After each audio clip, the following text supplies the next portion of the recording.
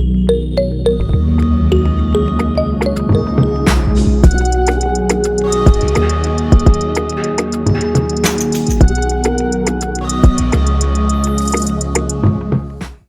good morning to one and all. Respected Chief Guest, Dr. G. Baiju, Director, ICR, CTI, Central Tuber, Crop Research Institute, Trivandrum, Kerala, and our Honorable Director, Niftam Thanjavur, Dr. V. Palanimuthu, Sir, distinguished guest and speaker for technical session. Ladies and gentlemen, a very good morning and pleasant morning to all of all. With immense pleasure, I would like to share that today's webinar is on tuber crop processing and value addition, has been organized under the banner of Azadi Ka Amrit Mahotsav, promoting Atmanirbhar Bharat as a part of PMFME scheme. Now I would like to invite Dr. V. S. Sinija ma'am, Professor and Head of and PMFME Coordinator of NIFTAM Thanjavur, for the welcome address. Thank you, Priya. Most respected Chief Guest for today's inaugural session, Dr. G. Baiju, Director, ICAR Central Tuber Crop Research Institute, Thiruvananthapuram, and our beloved Director of NIFTAM Thanjavur, Dr. V. Palanimuthu sir, eminent speakers from various institutions, industries, and participants from across the country, and dear colleagues and students, good morning to all. So this is the 20th webinar we are hosting under this PMFME scheme. And as we all aware, this PMFME scheme is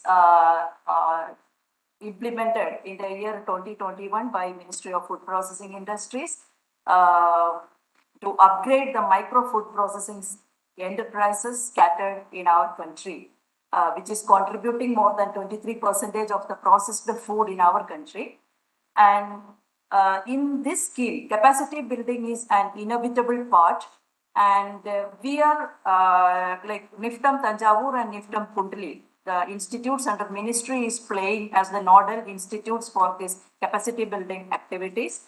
And under this capacity building, we are hosting this 20th webinar. And we are very happy today to be with us, an apt person for inaugurating this webinar, our chief guest, the director of Central Tuber Crop Research Institute, Dr. G. Baiju sir. Though sir is having some other meetings and schedules today, sir accepted our invitation to be the chief guest for today's function. Thank you very much, sir. And on behalf of our director and the entire NIFTAM T family, and on behalf of the participants, extended a heartfelt welcome to you, sir, for this inaugural session. Thank you. And next, I would like to welcome our beloved director, sir. Sir is always motivating and supporting us for organizing all such programs. So, on behalf of everyone, I welcome you, sir, for this inaugural session. Next, I would like to welcome our eminent speakers from national institutions, organizations, and industries for agreeing to deliver their insights for the benefit of our participants and being a part of this webinar today. So welcome all the speakers. And then actually these webinars, it won't happen without the participation of you people. So the participants, you are the most important for hosting such seminars. So on behalf of director and entire NIFTAM T staff, I welcome you all for this webinar session, and also I welcome my colleagues, staffs of PMFME, PMU unit, and all the students for this webinar. Welcoming you all for today's webinar. Hope that this seminar will benefit the entire participants for upgrading their enterprises or enriching their knowledge in this tuber crop processing and value addition. Thank you very much. Thank you. Thank you, ma'am. Now would like to introduce our Honorable Director, Dr. V. Palanimuthu, sir, to you all. Sir obtained his Bachelor's in Engineering in Agriculture Engineering from Tamil Nadu Agriculture University, Coimbatore, and MTech and PhD from IIT Kharagpur. He has also a postdoctoral training at McGill University, Canada. He specializes in post-harvest processing and food engineering. His research area includes designing and development of new agro-processing machinery and post-harvest processing of agro-produce. As a scheme head of ICR AICRP, post-harvest engineering and technology, he created well-equipped laboratories for food product development, food analysis, dry processing, wet including fruits and vegetables, milk, honey, and processing. Sir has a patent on a process for manufacture of enriched instant rice, developed 16 prototypes, machineries, gadgets that are commercialized through NRCDC by the UAS and developed 9 value-added product technologies that are recommended for the commercialization. As a head AICRP PHET Bangalore, he received the Best Center Award during the year of 2018 to 19 from ICR and many more awards. May I invite Dr. P. Minute, sir, for a presentation address, please. Very good morning to all of you. We have our chief guest, respected director, Dr. Baiju sir, from Central Tuber Crops Research Institute, Trivandrum, Thiruvananthapuram, because I normally tell Thiruvananthapuram only. I visited 2-3 times that center because we have an agri center on post-harvest engineering and technology in CTCRI. I was most of the time ICR man till last 1 month. 1 month I'm here in Nepal. We have on the in the program webinar eminent speakers and my own colleagues, Dr. Sinija, Dr. Mahendran, Chidanand. I could see many more, maybe Anand Kumar. They're all a resource person as well as PMFE scheme staff who are there on the online, and we have a lot of enthusiastic participants of this seminar.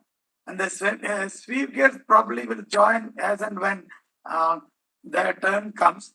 And I could see from the list, there are really very good speakers from various walks of life. We have from Dr. Arul Das from business school, Jnana Business School. We have somebody from Uti, founder director of Natural. I could not read it because I didn't wear the specs. From me, or something like that. Private Limited. We have other Dr. Radhakrishnan, managing director. There are many really interesting group of speakers. And Dr. Senthil from manager technical SB from a bank also. And we have Priyan from the scientist head from Uti. So, of course, we have our own various heads. I have to mention here my very beloved friend, Dr. Sajid. We were together from IIT days, and he was all along in ASRP PhD from Dr. Nanda. Then we have Dr. Tajuddin Sharif. All these people worked in that scheme I've worked nearly about 23 years in that scheme. So I know CTCRI, their work, everything on tuber crops. That was an opportunity given when you are in a PhD scheme. Now, I really very happy that this is the 20th program of this PMFME scheme with a very big aims. Now, our Honorable Prime Minister really started this program, that scheme, with about 10,000 crores, if I remember correctly, for PMFE scheme. In that, there are ODOP is one of the mainstay where they wanted to promote the many products which are really not in the formal economy. That is the real motive. We have some upward of 25 lakh units, informal processing units. They've tried to bring in at least a part of it, maybe about 2 to 3 lakh units in the formal economy. We have wonderful products in this country from various agro produce. Tuber crops today, what we are dealing today. Tuber crops, majorly, all of you know, and some of you may not know also. The mainstay of southern states, especially Kerala and Tamil Nadu. And the cassava is the staple food for Kerala people. I am also from very near to Kerala border in Pollachi, the Coimbatore district, which is adjacent to Kerala. So we also produce, grow this cassava, but we don't eat it. We eat for just like a snack. Otherwise, not a regular diet, but it all goes to Kerala as a regular food, or it comes to Salem for making sago. That industry actually has grown very big in Salem and Namakkal, that area. And I'm aware that CTCRI, and they have done wonderful work, developed a lot of machinery, technologies in tuber crops. And not only cassava, of course, there is a sweet potato. When I visited, I found so many types of tuber crops in that were on display and grown in CTCR. That director probably will throw light on you about various crops, varieties about them. And Dr. Sajeev, anyway, is a speaker, and he has done a lot of work on developing starch-based edible films. And that time, because I know him very well from student days. He's just a couple of years junior to me now. I had Kadapur, and I have seen from there. And we are very good friends. Often we are very regular contact. And I welcome our director. In spite of his busy schedule, he has come here. I just called over phone. Whenever I called, he was in meeting in Hyderabad. Or yesterday also we are worried, because there was no intimation by mail or WhatsApp. I was worried. Now, I wanted you, sir, to be in this inaugural program, and that is it is an honor to us. And of course, we have Sajeev. Maybe he's a latecomer. Is Sajeev come? Sajeev bhai, we'll talk to you later. And thank you very much for accepting our invitation. There are a few more. I'm not going to talk about tuber crops because there are a lot of good number of people who know a lot more about tuber crops. Even though I have a one-page sheet to talk about this program about tuber crops, it will not be nice when if I talk in front of the director CTCRI or the scientists working in that line. Now, I wish that this program will be a great success and it will be really beneficial, and it has its goals, because we are doing only a part of the work of PMFE is handholding and conducting this human resource development by webinars and other training programs. And our PMFE scheme is doing really very well, and various types of subjects they were given already. And in fact, I was also a speaker earlier before I came to NIPTAM Tanjavur. I was speaker in many of these programs, and I'm very happy. And I congratulate our team headed by our Dr. Sinija. Incidentally, she also from IIT Kharagpur, and same guide and during her PhD or MTech. And thank you very much for giving me opportunity. And it is you can go ahead. Thank you. Thank you, sir, for motivate us. Now, may I now invite today's program our honorable chief guest, Dr. G. Vaidhi, sir. I would quickly introduce you all to the sir. He holds a degree in MSc Agriculture and PhD as well. He is a soil scientist specializes in site-specific nutrient management and abiotic stress in tuber crops. He developed SSNM recommendation for 7 crops using modified QUEFSTS models and formulated and popularized zone-specific secondary and micronutrient inclusive customized fertilizers for 6 crops by conducting more than 400 validation trials across 12 states. He developed climate smart agriculture for cassava and yams and validated 5 modules for climate change modeling studies and 5 technologies of multi-micronutrient formulation for tuber crops were developed and commercialized through AgroInnovate. He published 115 referred journals articles, 93 conference presentations, 3 books, 13 book chapters, 26 technical bulletins, 36 technical leaflets, and 170 popular articles. He is a leader and member of many state-level policy-making bodies and programs, including Flood Loss Assessment 2018, member of Board of Studies and Academic Council of Kerala Agriculture University, and many more. Thank you so much, sir, for accepting our invitation and being with us on the program. The session is over to you, sir. Thank you. Good morning, most respected Dr. V. Paladimuthu, sir, Director, NIPTAM Tanjavur, Dr. Sinija, Professor and Head, FP BIC, Dr. Chidanand will be proposing the vote of thanks. Other distinguished scientists from NIFTM, staff of NIFTM, invited speakers who will be speaking about the value addition of tuber crops in the forthcoming session, especially my very dear friend Dr. Sajeev and the dear participants.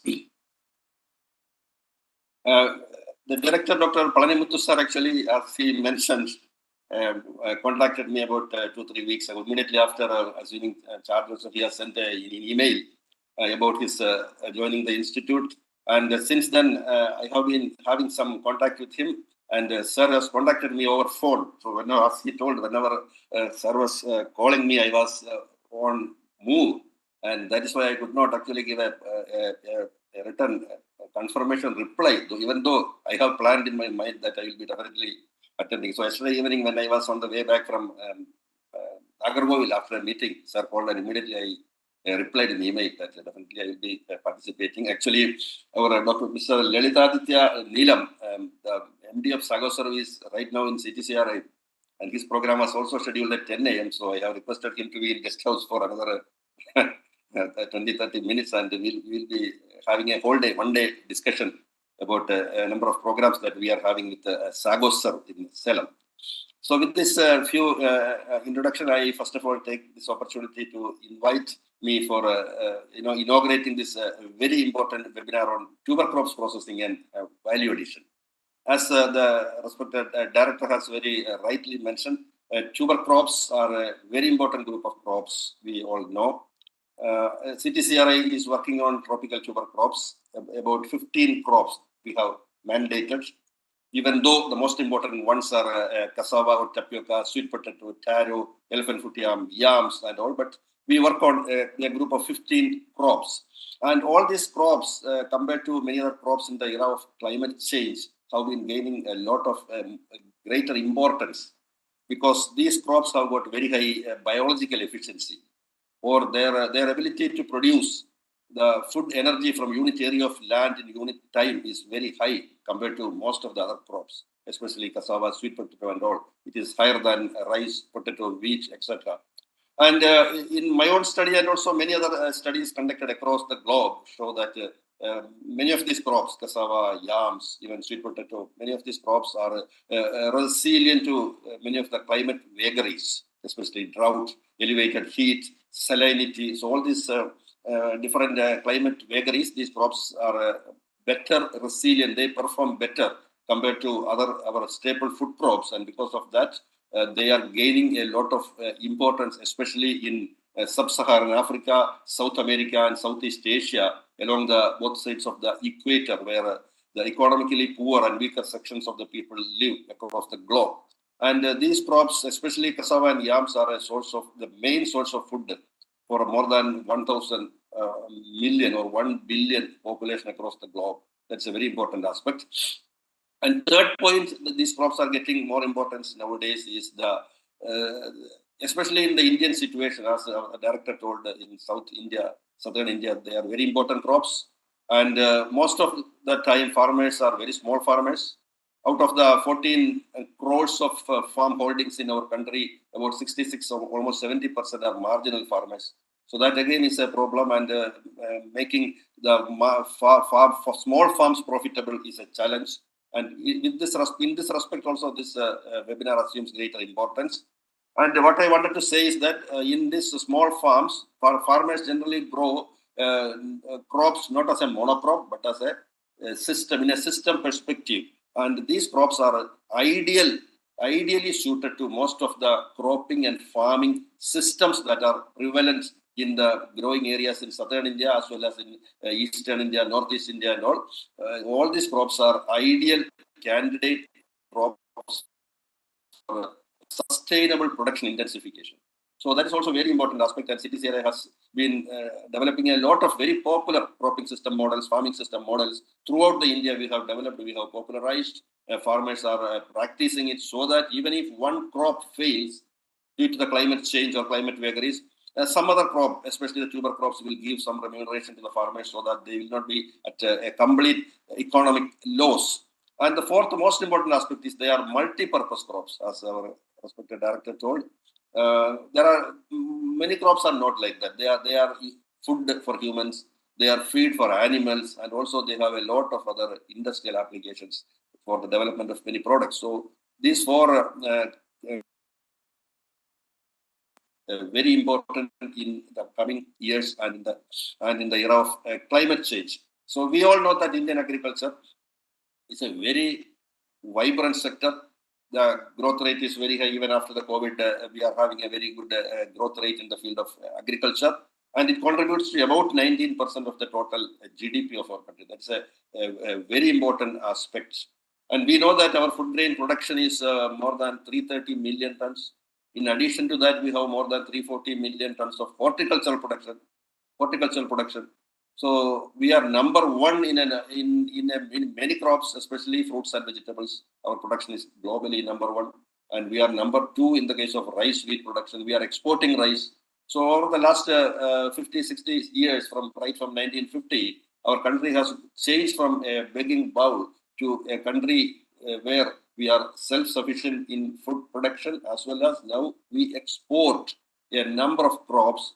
But if you see the area under cultivation, the gross cropped area or the net cropped area, it has not changed much. So definitely the technology, the interventions of scientists and the technological advancements have helped a lot in improving the productivity and making our country self-sustainable. Now coming to the topic of today's webinar on tuber crops processing and value addition, we must see that the route our food takes from farm to plate, if you see the last 2-3 generations, it has undergone a sea of change.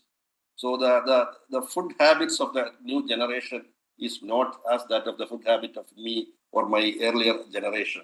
The same food, the same item, if we convert it into a different format, my children or my grandchild will relish even tapioca if it is converted into the form of a pasta or pizza. Same thing, but they will take. But if I am given time, I may not be relishing that one, but I like the traditional food, boiled tapioca and the little fish curry. So according to the changing the food habit of the generation, we have to develop new technologies so that not only the farmers get benefited, and also, as I told, since about more than 60% of the farms are small and marginal farms, we need to develop value addition and processing technologies so that the farmers' income and the small enterprise income will be enhanced. And among these tropical tuber crops, as our director told, the most important one, definitely, naturally, it is cassava or tapioca. It's a very important crop globally, even though it is not so important in our country, but globally it is a very important crop. And from about 30 million hectare, globally, we produce 300 million tons of tapioca, 300 million tons. That is almost 50% of the total rice production or wheat production in the globe. So half of rice or wheat production, that much quantity of cassava or tapioca is produced globally.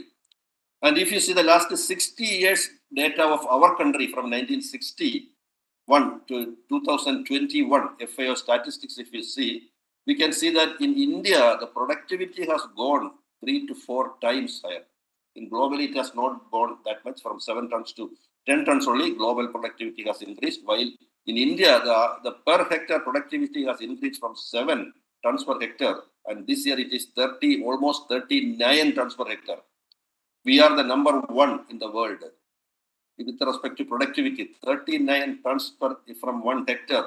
That is a very substantial increase in productivity that has happened definitely due to the intervention of mostly Central Tuber Crops Research Institute in developing about 21 cassava varieties we have developed. So as soon as one variety gets degraded due to the incidence of pests and disease, we popularize a newer variety. And similarly, we are supporting the farmers. And very recently, we have developed very good varieties against cassava mosaic disease. That is one of the major global threats that tapioca is facing, a virus disease, cassava mosaic disease. So we have released 3-4 varieties, and of which Sri Raksha is one of the very popular variety, and Sri Kaveri, that is for the areas of Tamil Nadu, industrial areas, we have developed, and it is getting very popular. So along with this varietal development, CTCRI also has developed production practices, as I told, customized fertilizers, irrigation, drip micro irrigation methods, drip fertigation methods, then all kind of things, organic farming practices, sustainable production, cropping system, farming system models that are suited to different agroecological regions or agroclimatic zones. So one model may not fit into another area where farmers' interest will be different. So similarly, we have developed and we have translated the technology into all the 13 out of the 15 agroclimatic zones in our country where tuber crops are cultivated. So with this background information, I will come to the today's webinar on tuber crops processing and value addition. It is a very important aspect. As your institute is more into this value addition, and CTCRI is also, as director told, is a well-known a national institute where the processing and value addition of tuber crops, especially under the leadership of Dr. Sajeev, as director told, is our former very senior people like Dr. Nandaji, Dr. Balagopal, Dr. Patmaja, late Dr. Sharif. So all these stalwart scientists have contributed very immeasurably. They have done to the development of value-added products from tapioca and all other tuber crops. We have a very good techno incubation center, and we have a number of mega programs by government of Kerala, many other state governments, and also in our regional station in Bhubaneswar also we have a techno incubation center that is being funded by, hugely funded by many programs from central government, Ministry of Odisha government and all. So with this blend of CTCRI's knowledge as well as the NIFTM's food processing, they are the national pioneers in this field. I am very sure that today's ODOP webinar on tuber crops processing and value addition will definitely benefit all the participants who are in this webinar. And again, once again, I wish the webinar all the success. I again thank the respected director, Dr. Palanimuthu sir, for inviting me to inaugurate this seminar. And with this, I declare that the webinar is inaugurated. Thank you all. Thank you so much, sir. Thank you, sir. I would like to invite Dr. D.V. Chidanand, sir, Assistant Professor and Head in Charge in Academic in NIFTM Thanjavur, for a formal vote of thanks. Thank you. Thanks, Brian. Respected Chief Guest, Dr. G. Baiju sir, Director ICR CTCRI Trivandrum, and Dr. V. Palanimuthu sir, Director NIFTM Thanjavur, and then Deans of NIFTM Thanjavur, resource persons, faculties and participants. Good morning to all. I deem it a great privilege to extend vote of thanks in this webinar. On behalf of NIFTM Thanjavur family, I sincerely thank to our chief guest, Dr. G. Baiju sir, Director ICR CTCRI Trivandrum, who has made his gracious presence for today's program in spite of his busy schedule. So once again, thank you, sir. I would like to thank our beloved director, sir, Dr. V. Palanimuthu sir, for his continuous support for organizing this webinar in a fruitful manner. And also, I would like to thank all deans and register for NIFTM Thanjavur for helping for organizing this program. And also, I would like to thank all resource persons. They are going to deliver valuable inputs for this webinar. And then I would like to thank all the participants from all over India for participating in this program. And also, I thank all head of the departments, faculties, staffs, then PMFME team, computer center team for their support. Once again, thanks one and all present in this program. Thank you, Jai Hind. Thank you. Thank you, sir. Thank you. Thank you, sir. Now we are proceeding towards our first technical session, that is overall scenario of tuber crops production and processing in India.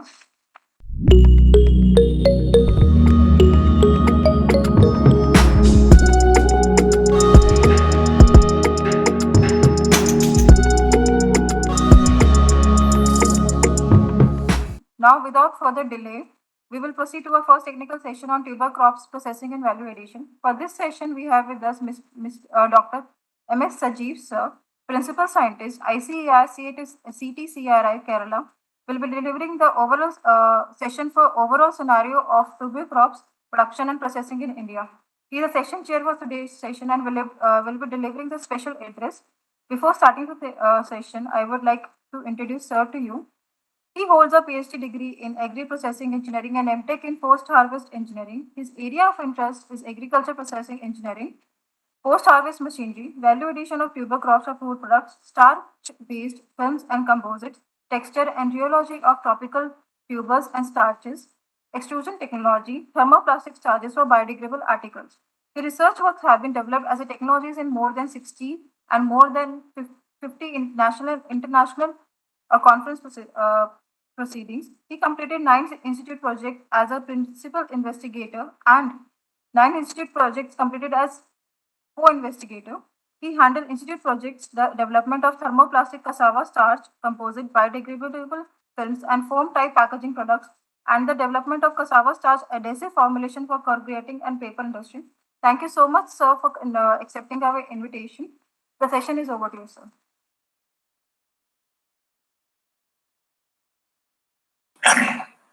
Thank you. So friends, so first of all, I am very happy that we have a lot of people. I think more than it was 200 and now it has become 178. Anyway, it is a good number. And they are really happy that NIFTAM Tanjavur is organizing a seminar which we used to organize regularly.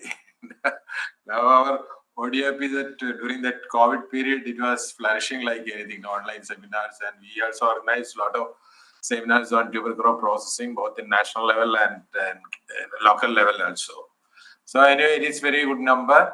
And I thank Dr. Palamut sir and Dr. Sinija, is very good friend of me, for inviting me to this wonderful lecture. But unfortunately, as our director told that we have some other meetings also, it is about to start. And I told that I will join after my presentation, because that is also more equally important for us, because we have a lot of collaborative research project with Sago sir, when the MD is first time visiting our institute. So you know that when a person who is sponsoring a lot of projects visiting our institute, we should be able to project ourselves. So we have to leave after my presentation. Sorry for that.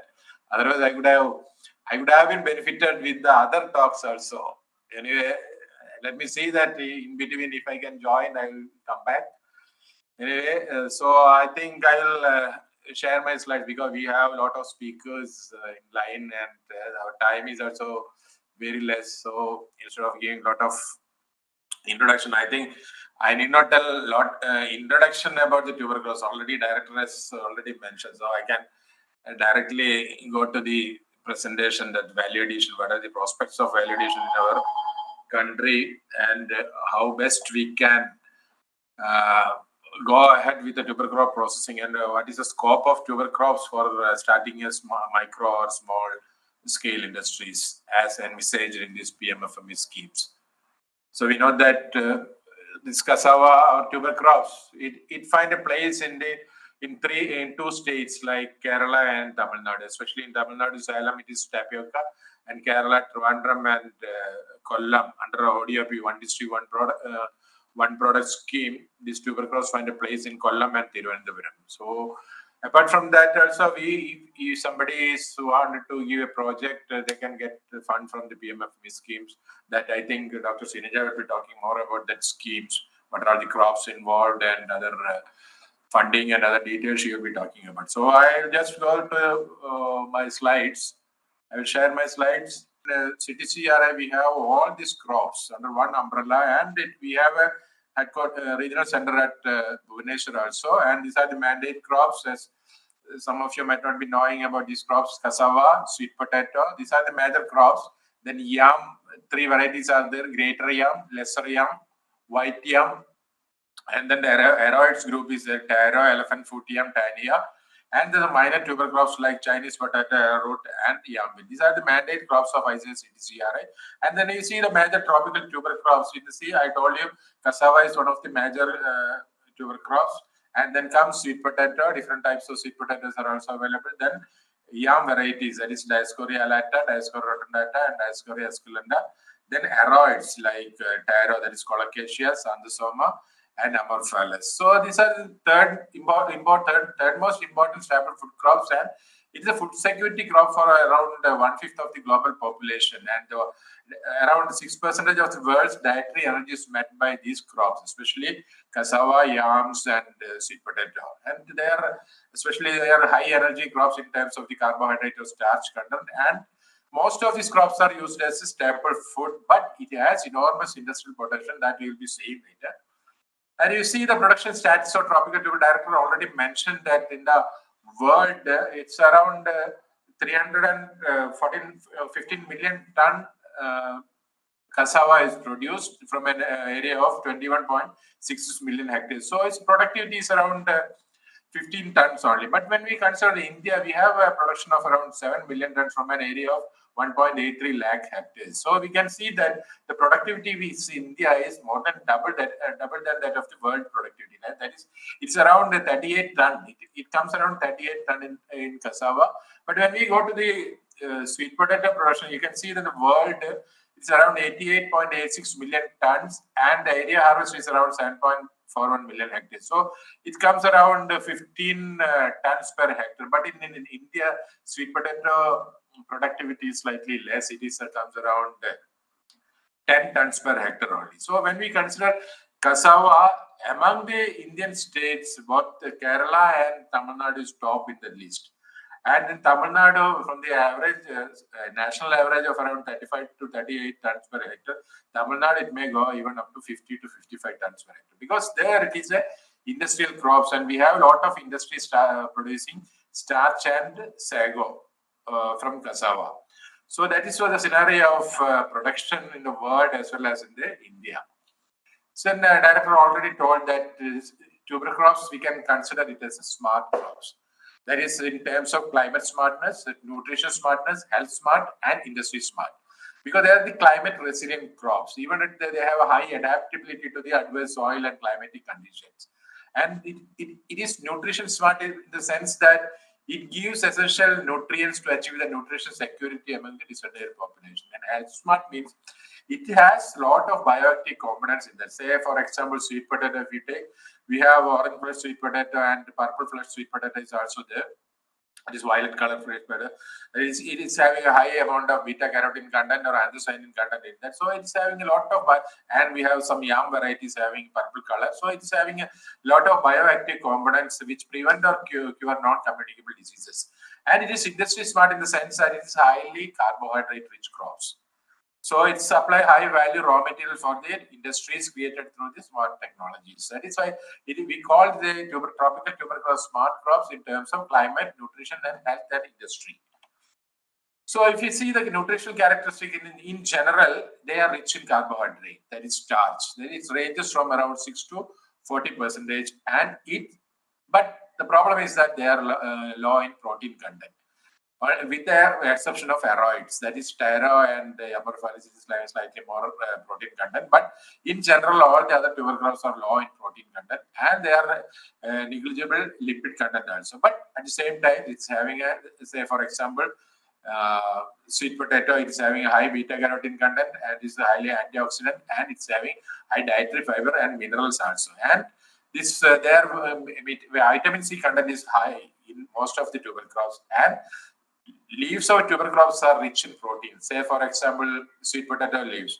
We can use it as a vegetables because it has high content of protein, lutein, and the leaves of cassava. Though it contains high amount of cyanogenic glucosides that can be extracted for making the biopesticide, but the protein content is high in cassava leaves. So after detoxifying, then we can use that cassava leaves for poultry or animal feed or even for human consumption also. See, that I told you that it is high in starch content. See, these are the starch content in the different crops. Cassava, it contains around 15 to 40. That is, cassava is the highest in starch content, and then followed by sweet potato. Lowest is for the colocasia, that is taro. It's around 6 to 15%. But all other tuber crops, it's contain around 15 to 12 to 25% starch in that. And the maturity period, you know that cassava contains 6 to 10 months, and sweet potato is around 3 to 4. Then all other tuber crops having around 10 months, 9 months like that maturity period. So within that period, if you see that the starch content 15 to 40%, if the extract that if the 1 ton starch, 1 ton tuber is there, we will get around 300 to 250 to 300 kg of starch from that. So it's a good source of starch for industrial and food purposes. Then value addition, that is, I should mention that value addition should aim for the zero waste processing. So we are in the era of circular economy. That is, earlier we used that you produce, you make, and then whatever is coming is going as a waste. But that concept should be now that concept is to be modified to have a zero waste processing. That each and every part of this tubers crops should be used. Say for example, cassava is having tubers. See, if you take the example of cassava plant, 50-50, that is tuber is 50 and the 50 is above ground biomasses like stem, leaf, and other things. So if 1 ton is there, 1 ton leaf, 1 ton stem will be there and 1 ton tuber will be there. So it is a 50-50 is the proportion. So that stem tubers can be used for different purposes. And that stem, we can extract starch from the stem, or we can make it for making the particle boards from this stem, and it can be used as a planting material also. Then the leaves, if you are going for the leaves, I told you that it contains a high amount of cyanogenic glucosides in that. So that can be extracted and we can use it as a biopesticide. So that is also not going for a waste because it contains around 10 to 15% of the total plant.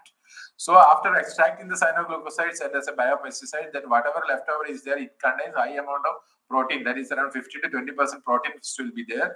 And that protein, you can use it for animal feed as a supplement, protein supplement in animal feed or cattle feed or poultry feed like that. So nothing is going as a waste here. And then the concept of zero waste processing, concept of circular economy, that is by you are having the products and the byproducts, we are utilizing it for some other purposes like biopesticide, crop protection measures, and construction materials or building materials like that. We can use the different parts of this this cassava plant. So now we will see what are the value additions. This is ready to eat tubers. See, this is a way we use this, especially in Kerala. You just boil it and you use some chutney or some non-veg like chicken or fish to compensate for the protein content in that. But the shelf life of this will be very less. So we can, since it is a ready-to-eat tubers, it is an ethnic cuisine, it has a great export potential because a lot of people from the South India is migrated to the foreign countries, especially Middle East and other America, Europe and other countries. So if they want to have ready-to-eat products with the long shelf life, because these products will be having a 1 day shelf life only. Even 1 day also it is very difficult. So if you adopt the retort processing technology, then we can enhance the shelf life to 3 to 4 months or even to 6 months. So there are technologies available by using this retort processing technologies to enhance the shelf life of this ready-to-cook products, ready-to-eat products. You know that a lot of players are there in the market to have the retort processed products, ready-to-eat retort processed products. So in that, if we adopt the technology for the tuber crops, we can enhance the shelf life to more than 6 months. Then this is a retort processing. Everybody knows that it is just something like a pressure cooker, and we are heating it at high pressure and high temperature within a special type of packets. Then this frozen tubers, because the shelf life of this cassava tuber is very less. Then it may be around 1 or 2 days. So afterwards, it will spoil. So if you want to increase the shelf life, especially if you want to export the tuber to the Middle East countries, minimum it takes around 2 weeks to 3 weeks to reach there. So that for that we have to freeze it at minus 40 degrees centigrade and we have to keep it at minus 20 degrees centigrade. Then till we use it, that temperature is to be maintained. So that it is having a great export potential. The frozen tubers have a great export potential. Then another way of increasing the shelf life is to dehydrate the tubers either in the raw form or in the parboiled form. Since the raw form, it can be stored up to 1 year, but if you parboil it, then we can go for more than 2 years. So many people are making these raw chips and parboiled chips in the middle of Kerala, and they are exporting to different other Middle East countries also. So here the entrepreneurship scope is that if you have a drying facilities, then you can give a custom hiring basis. That means the people can give you the tubers and you can give the dehydrated tuber chips with enhanced shelf life. So you can get in Kerala, it's a common practice that you give the tubers to them and they will charge around 13 to 15 rupees per kg, and they will make the dehydrated chips and they will give it within 1 day. So if you have a good drying facilities, then you can have a good business out of this for making this dehydrated tuber chips. Then the dehydrated tubers, one of the disadvantages is that it takes a high time. That is, it takes around 30 to 45 minutes for cooking again. But you won't get that soft texture of that of the raw tubers. So we have some technology developed at CTCRI to quick cooking or instant cooking dehydrated tubers. So with these dehydrated tubers, if you put it in the boiling water, within 3 minutes or 4 minutes, we can get the cooked tubers with a soft texture, unlike the parboiled chips. You can see the picture, the down picture, it is a dehydrated tubers and this is after cooking. So you can see the texture is almost similar to that of the raw tubers, and this is true for the amorphous also. Cassava, it's only South Indian business, but when you go for the amorphous, it is eaten by all over India. So you can see that amorphous also you can cook within 5 minutes. That's a dehydrated quick cooking technology we have developed here. And then another one is that this is a most common cassava fried chips or fried chips from many tuber crops we can make it. But the problem is that now, unlike potato, this cassava chips are not that common because of its hard texture and the color also. So we developed some technology, some pre-treatment for making this soft textured and good colored chips. It is a very simple process. We have to pre-treat with acetic acid or vinegar solution. So this is the only process we are in. And then we have to parboil it, or we have to pre-boil or pre-treat it at boiling water, and then you have to fry it. So this is a technology which we have developed. And this technology, you can see that it will give a fried chips as good as that of the potato chips, because here cassava is high, it contains high amount of starch in that. So the starch is a culprit here. So, but in potato, you see, its starch content is only half of that for cassava, maybe around 15 to 20% only. But in cassava, it is 25 to 30%.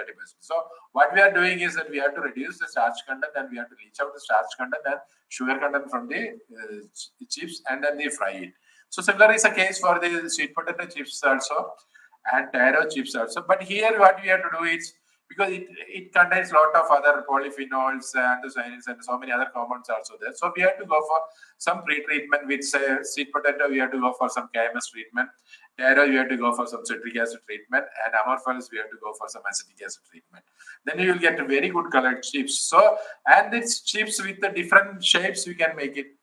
This long shape is there, round shape is there, and that is lace type shape is there, or finger chips type shape is there. So, and we have different flavors also we can add along with that. So there is a lot of scope for the flavored and different shaped and different colored chips put together. So see, if you have an assorted chips packet containing all these tubers, and it is having different colored chips, different textured chips, so it will be having a great demand in the market. Then another product is that we have a cassava rava. It is something similar to that of wheat semolina, and that rava can be used for making upma or that casserie type of products.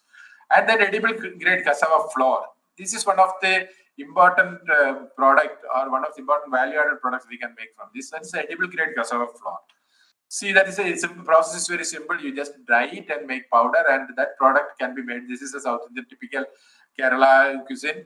That is something we call the steamed cake or puttu, we call it as. But that powder have a lot of other applications also, that we can have a lot of snack food from this tuber flour.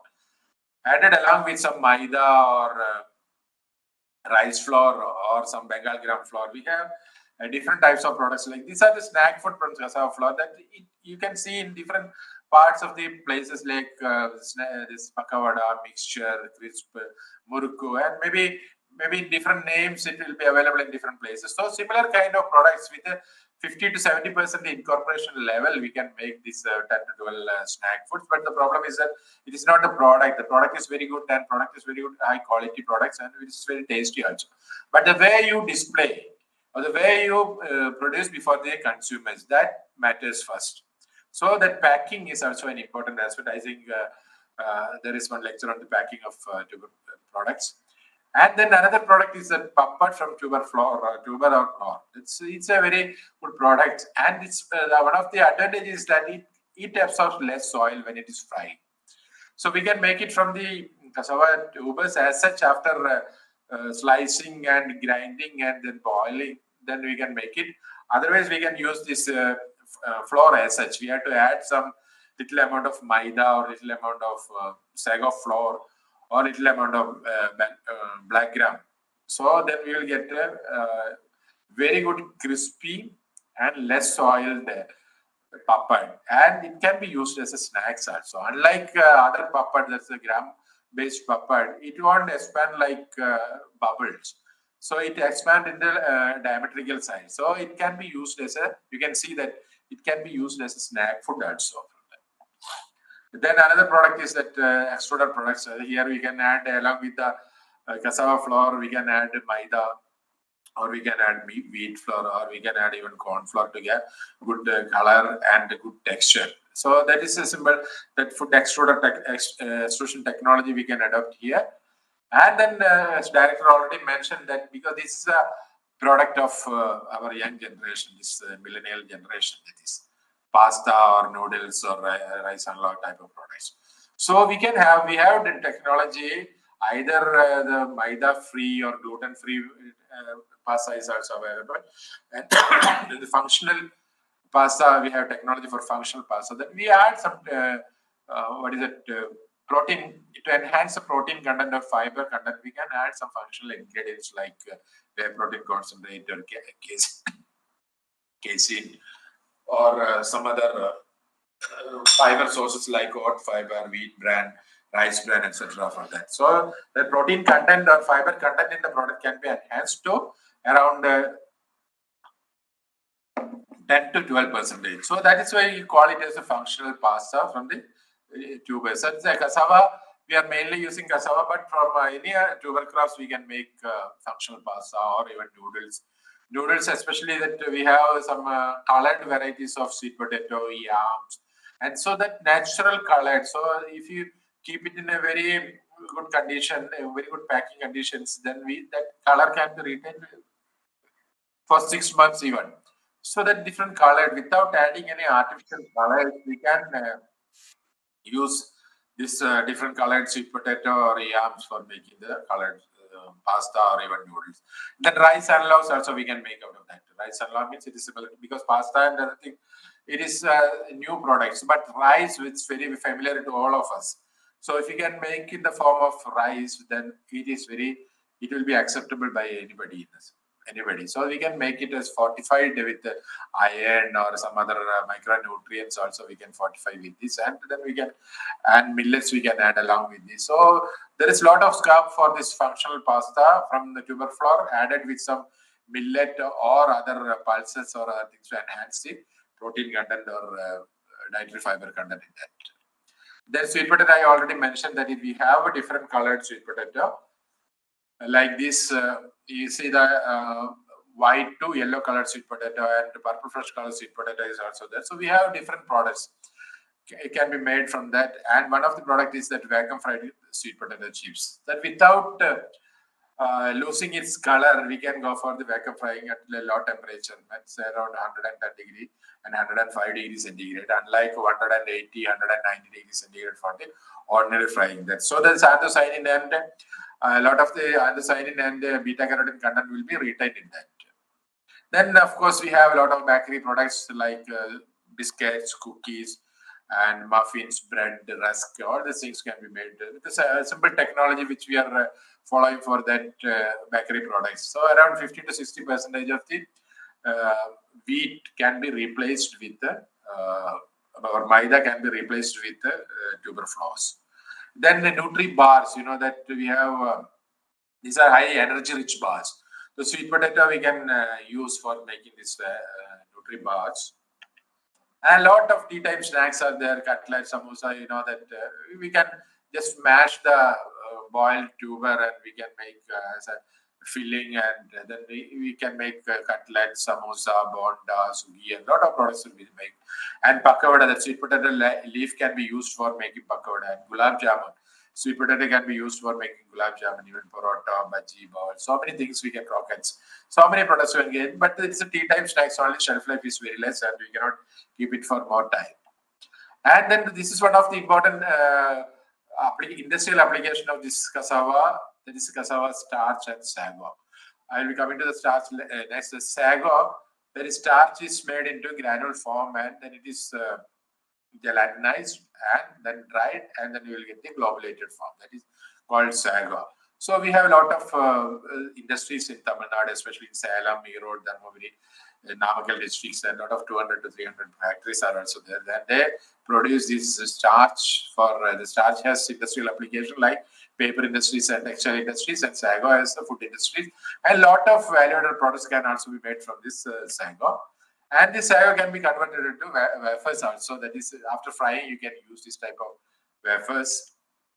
Then you will go for the starch side. See that cassava, we can use it for food purposes. That is, we have seen that what are the food purposes, that flour, how we can use it, or the tubers, how we can use it. And then now we will go for the starches. So it can be modified by physically and chemically. So we can see that pre-gelatinous starches there, cold water miscible starches. These are all physically modified starches. They have enormous application in textile and paper sizing industry, and also in food industries also. Then there are other chemically modified starches like starch esters, cross-linked starch, oxidized starch, cationic starch, hydroxylated starch. These are the chemically modified starch. They have different application in food industries as a thickener, and paper industries, and gum industries. A lot of applications are there for these modified starches. And starch-based adhesive, we have developed different types of adhesive, liquid adhesive and gum paste, multi-purpose binding paste, and corrugating adhesive, and single-phase corrugating adhesive, and moisture-resistant corrugating adhesive, and alkali-free corrugating adhesive. The technologies are available with CTCRI. We have a good organic chemistry section here, and they are producing these different starch-based adhesive and gum paste like that. And they have different starch graft copolymers also, and it can be it is having a wide industrial application in oil drilling, sizing, printing of cotton fabrics, water treatment for the removal of heavy metal ions, and as flocculating agents. It's like graft polymerization. It's a chemical synthesis of starch is to be treated with some chemical like acrylamide or metacrylamide, or it is not completely bio. It's a synthesized starch-based product. It is. Then another product is super absorbent gel. The starch can be modified as super absorbent gel by graft copolymerization only. Then the properties that it can absorb around say if you take 1 gram of this dry sample, it can absorb around 350 to 400 gram of water in that. So that water absorption capacity is very high, and it has a good application in the moisture retention area, that is in the mulching area. Say for it reduces the watering interval of plants, especially in pots. If you put 2-3 pieces of this super absorbent material in that, so it can absorb water. It can absorb water, and it retain the water for a long. So if the irrigation scheduling, so if you are irrigating it 2 days interval, but if you are putting it, so you can irrigate after 4 days only. So that is the importance of this super absorbent polymers. Its technology has been transferred also. Then resistant starch also. We have that RS resistant starch of different types are there. RS3, RS4, and RS5. That different chemical treatment, by using different chemical treatment or physical treatment, we can produce resistant starch RS3, RS4, and RS5 type. These are the different types of starch. And another important application is that it's because now we are having a lot of scope for this bioethanol, because that ethanol blending petrol program is there. So our target is by 2025, we have to blend around 25% of alcohol along with the petrol or petrol. Then what happened now? Our condition is that we have reached up to 30%. So there is a lot of scope for the non-conventional sources like cassava. Now this molasses is the main source of alcohol. And we need to have a lot of quantity of this biofuel in the future. So that we have developed technology. This is our earlier technologies, and during 1988 we have patented technology for this, and there is a common process only: liquefaction, saccharification, and fermentation process. We can produce this alcohol, and the yield is around. If you use around 1 ton of starch, you will get around 450 liters, but the time is around 5 days it takes. But recently we have developed a modified technology. It is a single step conversion of cassava starch to ethanol, and the time is reduced to 2 days, unlike the 5 days for the conventional technique. So we are using some new enzymes, and almost all the process can be carried out in ambient condition, except for a 30 minutes for a thinning step at 90 degrees centigrade. And yield is also from 450 liters, we can get around 650 to 680 liters per ton of starch here. So this is one of the important technology, and we have a lab scale technology. We are in the process of upscaling this technology to study the techno-economic feasibility, because when we see the technology wise, it is okay, but when we go for the economic viability, then it may not be that economical, because we are using the main material, the main products, cassava starch, for the production of alcohol. But now we are trying for the tippi, or that byproducts available in the cassava industries, that is tippi or peel. Then we will go for this 2G type of alcohols for that. So this is one of the emerging technologies, and it's having a lot of scope. And another aspect now we are working, as Dr. Palamu sir already mentioned, that we are working this film from long back already, and we had a patent also. Dr. Nanda, he was mentioning about Dr. Nanda, now he is no more. And he has got an Indian patent also, and the European patent also for this technology. And now we are working as exclusively for 100% biodegradable material. And I think we have a consortium project with the NIFTM, NRC Banana, CAA, and NIT, and all this CPET, all these institutes are working together to have this completely biodegradable material. And I think within 1 or 2 years, we will come out with the assistance of all these institutes. And then I told you that how we can make use of this cassava stem. This is a particle board. We can just dry it and add some resins, either starch or some synthetic resins, and we can make some good quality particle boards on that. And this biopesticide, this is the different biopesticide which is very effective against aphid, mealybug, and borer pest. This is a biopesticide plant we have already developed here, and we have got a patent for this technology also. And the next is, I think I just skip it. And this is a techno incubation center, which the people, because we have a lot of technology and a lot of things are there, but we are not sure about the market of the products. So instead of if a new entrepreneurs, if you want to go for technology from the for the tuber crop type products, then he can come to us, like the techno incubation center available at NIFTM. So they can come to the incubation center, they can utilize our facilities, and they can produce a small quantity, and they can see the market demand. That is the main function of this techno incubation centers, and it is 2014 it was inaugurated, and its objective is to give awareness training and hands-on training or practical training, and to provide incubator facility to the prospective entrepreneurs for the production of value-added products. And also, if you want to have innovative products, we will give technical assistance also. And it is having different units like flour production units, snack food, fried chips, and functional pasta manufacturing unit. These are the products which we are popularizing through this. And we have, suppose a new entrepreneur comes, he need not go for all these certificate and licenses. So they can utilize our license, and they can market the products. And these are the facilities available. We have different kind of materials suited for different entrepreneurs, say small entrepreneurs who is willing to pay only some 10,000 or 20,000, or those who are willing to pay some 3 lakhs or 5 lakhs. So we have technology profile for all these people, type of people, and we have all facilities for whatever the products we have already mentioned. And so see, this is off-campus training program, exhibition, and in-house training program we organize here, and they can come with the raw material, and they can utilize our facilities. Those who are near to our place, they can do like that. Otherwise, they can come with the raw material, and they can get the products. And these are so many people so far. Around 2015 we have started, and we have organized around more than 240 training programs, and it's attended by around 4,000 to 5,000 people. And almost around 170 people have utilized our facilities, and around 14 to 50 MOU we have signed, and almost 10 to 15 units are already there. So the one of the advantages is that they can utilize our name, they can make use of our name and technology supported by CTCRI like that. And you see the style, transforming the style of packing, how the packing transforms. See, these are the products of our incubators. See how they are making it.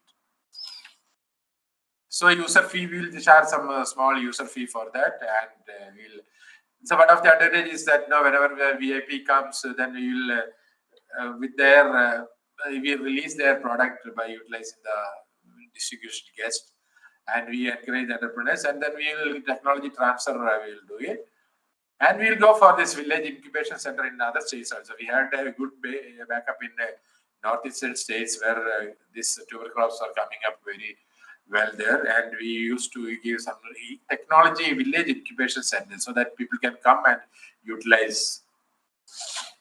So this main TIC Techno Incubation Center is connects people with our CTCRI technologies. That is because we know that Isaac Newton told that man built too many walls and not enough bridges. So we bridge that gap. The TIC connect the people with the CTCRI technology, and this is a actual activities of our incubation center that's creating awareness and the practical demonstration, hands-on training, and the manufacturing facilities, and we give innovative products also and skill development, and also give some building confidence and ensuring some little profit. And that is what how we promote entrepreneurship through our Techno Incubation Center. So we have a lot of opportunities ahead because we don't have much time here to speak about all these things. And those who want, can contact us personally or officially. We can contact us. So there are a lot of opportunities, but secret of getting ahead is getting started. So you have to start with a confidence. That is what we give through our Techno Incubation Centers. And for any further contacts, you can contact us. My name already is mentioned. Myself, Dr. Saji MS, and you can reach me on this mobile number. That is my WhatsApp number too, 944-610-2911. So thank you for giving me the opportunity to talk with you. And I think you got some idea about these things, because I told you that because of the time, because that the topic which I used to cover in 2 hours, I covered in 20 minutes or 30 minutes. So sorry. And I hope that you got some insight into the value addition and processing of tuber crops. And those who want in detail, they can contact us in that number. And thank you.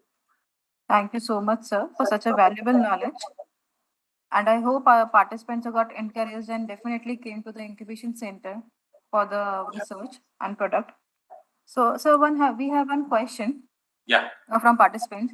Can Yes, can potato and other tuber crops like onion, ginger, yam, elephant foot yam, etc. be possible to avail schemes and technologies for FPC and producer groups to avail on processing and value addition? Please yeah, cover this. sure. PMFME scheme, though it is given as one district, one product, but anything which we can go for the micro or small industries, we can avail the loan. There's no issue at all. Depending upon the agency which we are implementing, I think it's mostly the industry department only doing the things. So any crop which we can get it, no issue at all. Okay, sir. So can we proceed to the next technical session? Okay, then thank you. Then thank you very much for giving me the opportunity, and thank you, Dr. Parliamentu sir and Dr. Sinija and all those Vijay. Thank you, sir. Thank you. Thank you, sir. Thank you very much. And will you be available to come at the end of the session so that you I'll just see. It's 2 o'clock now.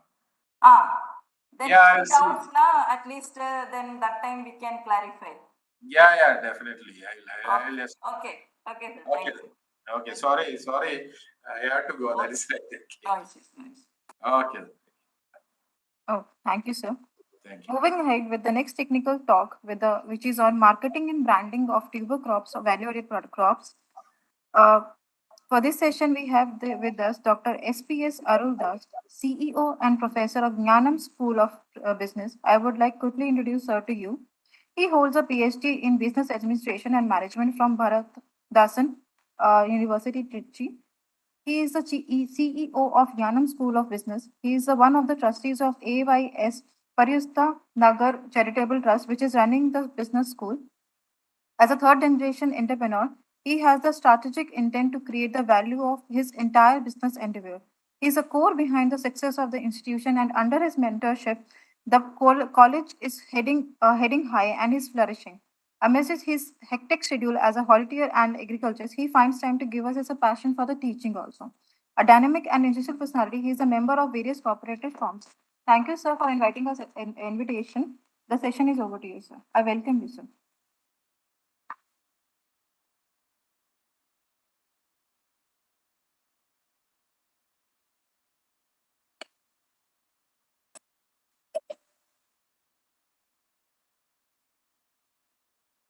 Hello, Yes, sir.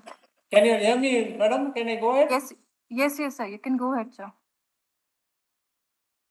So, good morning to everyone, and thank you for the opportunity given to me to speak about introduction to marketing and branding of tuber products. I'm starting my presentation. I just want to inform you that any product, be it an hairpin or an aeroplane, the product is the marketing and branding concepts are going to be the same. So I'm just going to take you through the basics of marketing and branding. And I would just like to start my presentation with this. So I welcome you to this presentation on the first principles of marketing. So as I've already said, you must have seen in the video, marketing is just convincing the customer about buying the product. So meeting the needs of the customer with a profit is called as marketing. So the first principle of marketing is understanding needs, wants, and demands. When do you understand a customer's need? A customer's need might be clothing. The want will be a shirt. The demand will be a Van Heusen shirt. So you have to just replicate this in a product of your choice. So be it a tuber product or be it any product which you are going to think, what are the needs, what are the wants, and what are the demands of the customer. And when we are going to satisfy this basic need, then we are going to find what is the product, how we are going to market it to the customer. Today you must Excuse have, me, sir. Sir, could you please make it full screen, sir, like slideshow mode? you are able to see the video, madam? That slide is visible. Video was over. Okay. Yes, sir. Yes, sir. Fine, fine. Yes. So, understanding needs and wants and demands are the first principles of marketing, which any organization, anyone who wants to start a business should know. Satisfying human needs profitably is marketing. The second point is about targeting, positioning, and segmentation.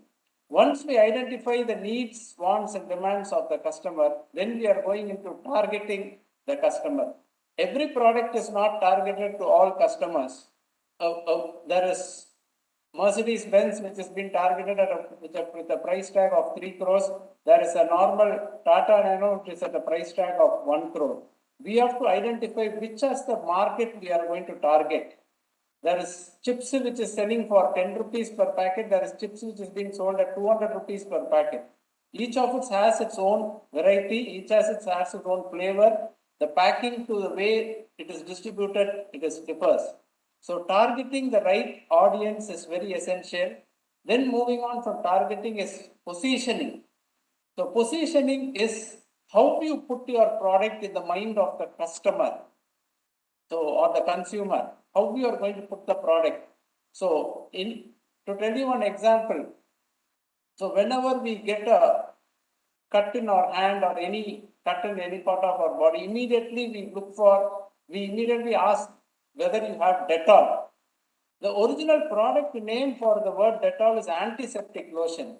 but that has been replaced by the product, by the brand called as Dettol. Dettol has positioned themselves in the market, so in the minds of the customer so well, that any wound you have, immediately you call for a Dettol. You don't even call for something called, you don't even use the generic name of the product called as antiseptic lotion.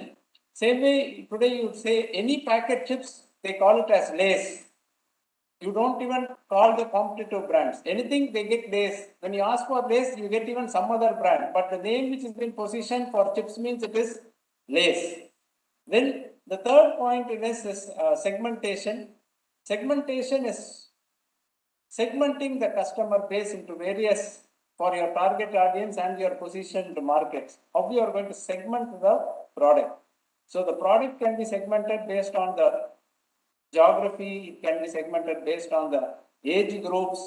So when you have products, if you are having a tuber product, example like chips or something, there can be some chips which can be made for age group which is 60 plus, and there can be a kind of a chips which is made for school children like a snack where they can take it and go. So you have to segment the product base and segment it according to the base of the customer, and this is the second principles of marketing. The third most important principle is the marketing mix, which speaks about the 4 P's, that is product, place, price, and promotion. So we have understood the needs and wants of the customer. We have targeted, segmented, and positioned the product into the minds of the customer. The third point is about understanding the marketing mix, that is doing a world-class product is the first. Whatever, whether it's a product or a service, the product has to be of quality for the customer according to your target audience.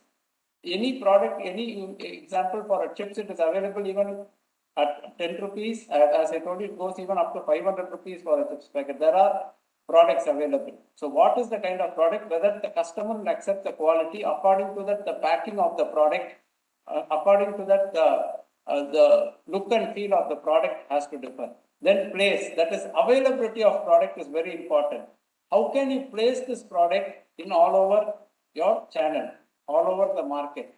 So immediately taking the product, I'm going to go pan India, or I'm going to concentrate on entire Tamil Nadu, or I'm going to concentrate only on Tanjavur initially. So you have to decide your market and place your products wherever it is. You cannot be promoting the product and when customer goes and asks in the shop, the product not being available. So second thing is placing your product. The third thing is pricing. As we said, pricing plays a very important role now as competition is growing. Pricing is one catalyst which can change the product movement out of the market.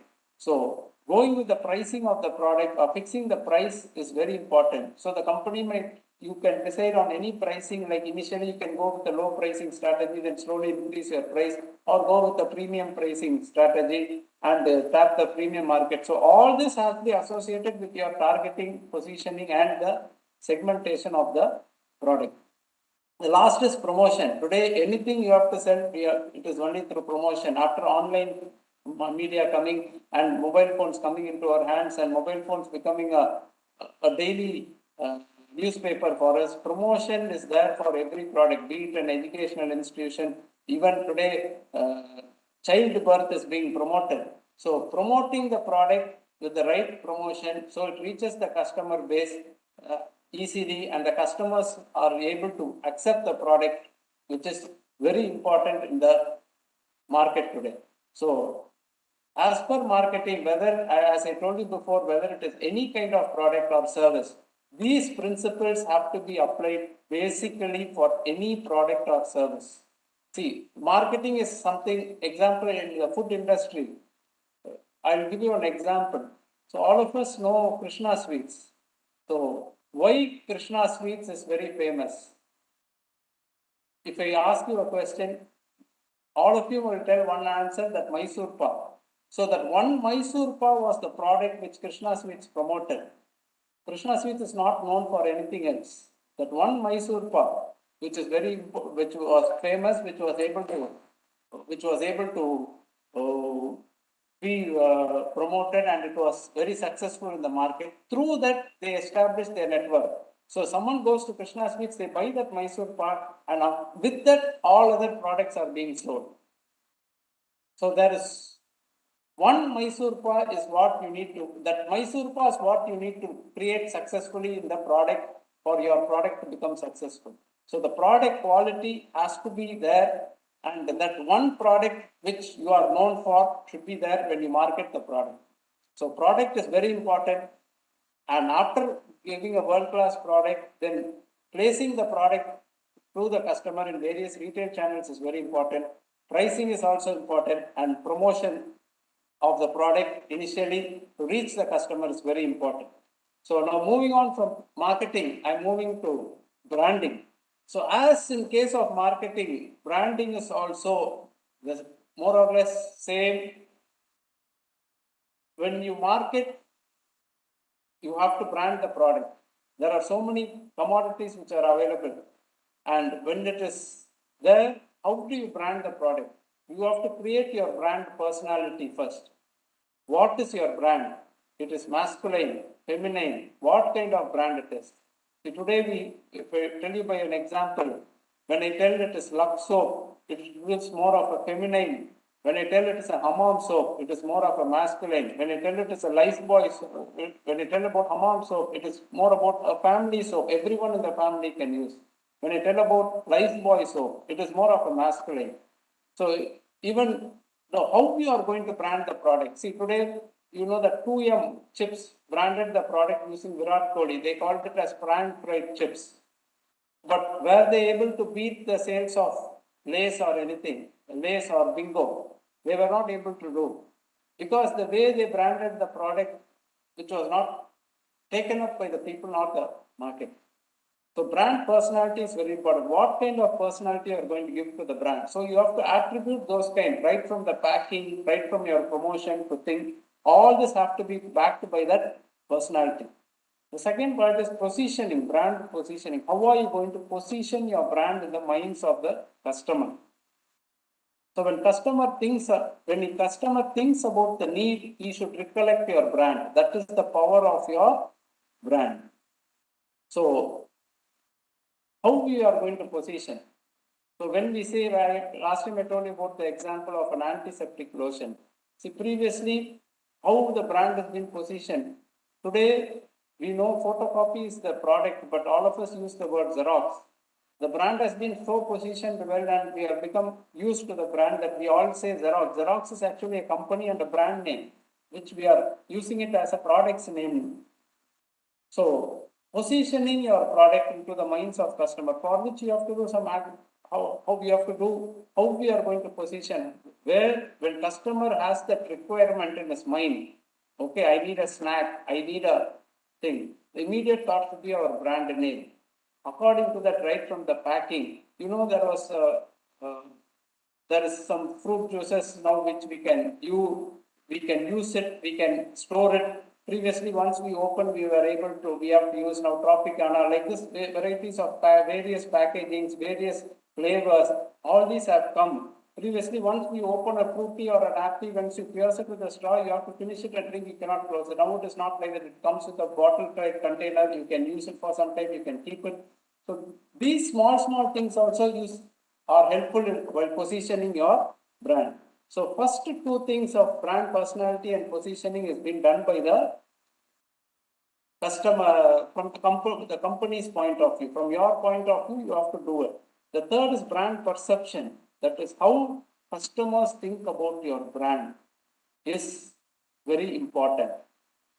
So how customers think about your brand and what perceived perceptions they have, you will have to know. So you have to position the product well, and you have to give a good perception. So customer thinks that they require, when they have that want backed by a demand, they think about the product which we are selling. The last final product thing is about brand architecture. So brand architecture is among the various brands available, in what range you are keeping your brand. So in what range you are keeping your brand, and how, example, now HUL products have a clear brand architecture. For every category, they have a product. Even if it is a tea, even if it's a coffee, they have 3-4 varieties. According to the positioning and the expectation of the customer. Even if it is a soap, they have 4-5 varieties. So Lifebuoy, Camay, this all for premium quality. Then they come into the next Hamam, Rexona. Then they have something called as a Lifebuoy. So when it comes to a tea, they have 3 roses. They have the same Taj Mahal tea. All this coming into various categories. So same company doing the same product, but positioning to different set of customers. So this is what is called as a brand architecture. So usually these snack companies, they always have different products, but all of them, what they do, they try to combine all these products into one basket, which is not correct. You have to have your own brand architecture. So this product, this kind of packing is for a premium customer. This product, this kind of packing is for a lower end customer. So the pricing, the positioning, the promotion, the advertisement, everything differs for both the brand.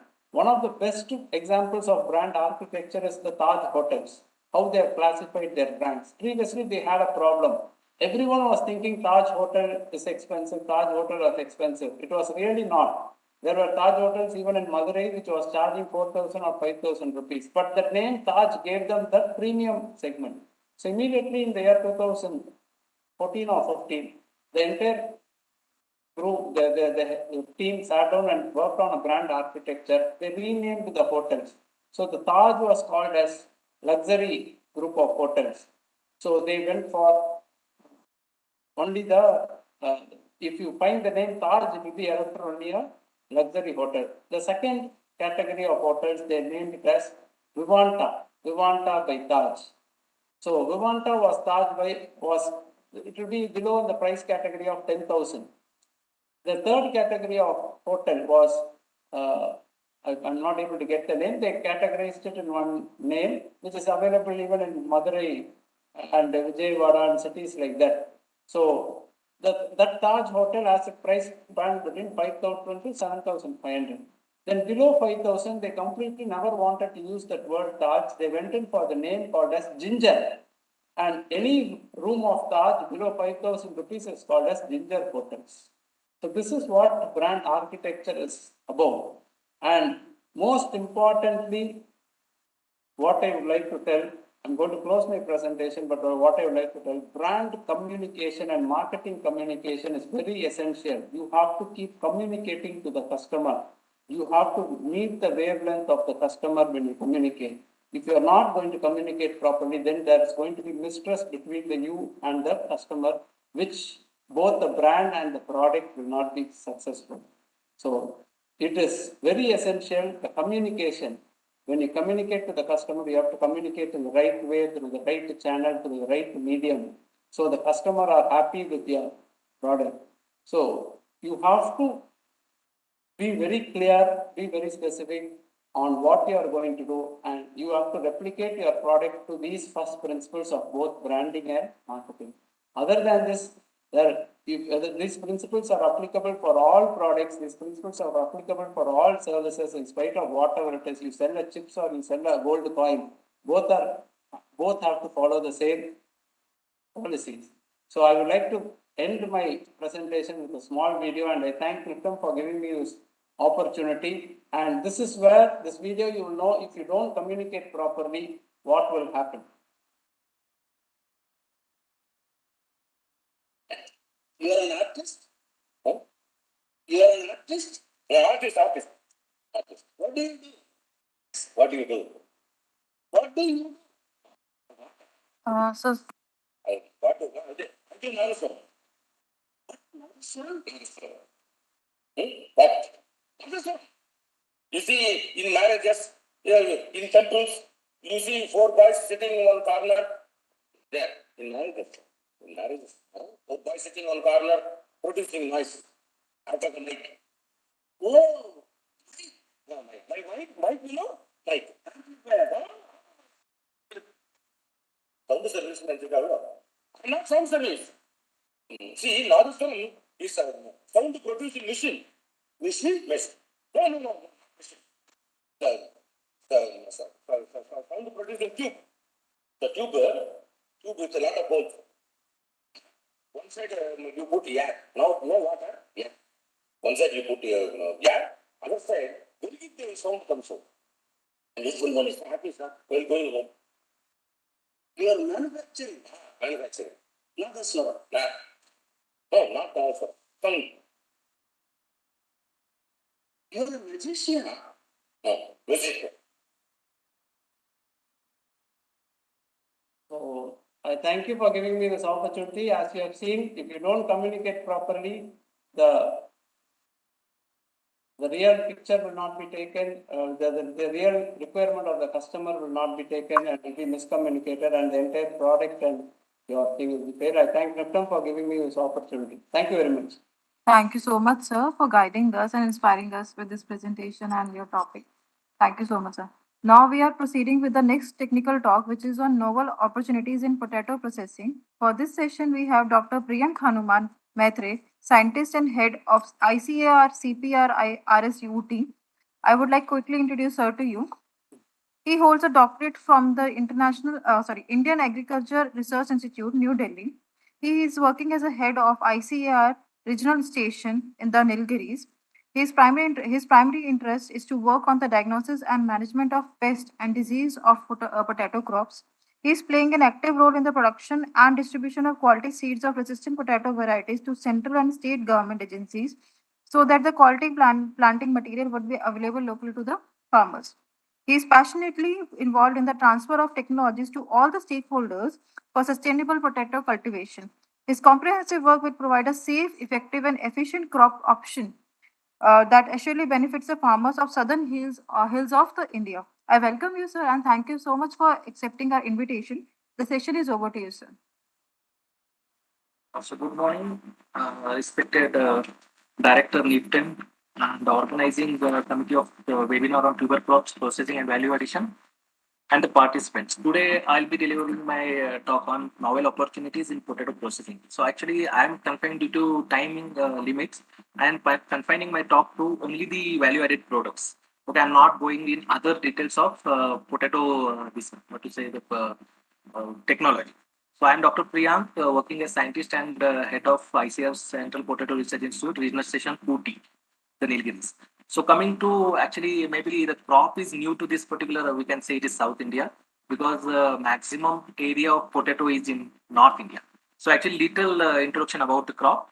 So potato, it was originated in South America, and then Europeans, they took potato in somewhere in 1500 this one century. However, entire world got potato from Europeans because that time Europeans like British or Portuguese, they were ruling entire world.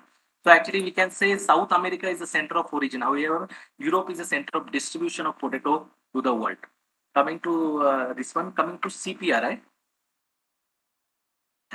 Coming to our Central Potato Research Institute, we can see here the importance of this particular crop because of single potato, single tuber crop, ICR has one single separate central institute. Almost more than 80 scientists are working on different activities. So our headquarters is located at Simla, and then we have 7 regional stations, one at Kufri, Jalandhar, Gwalior, Ooty, Patna, Shillong, and Modipuram, which is in UP.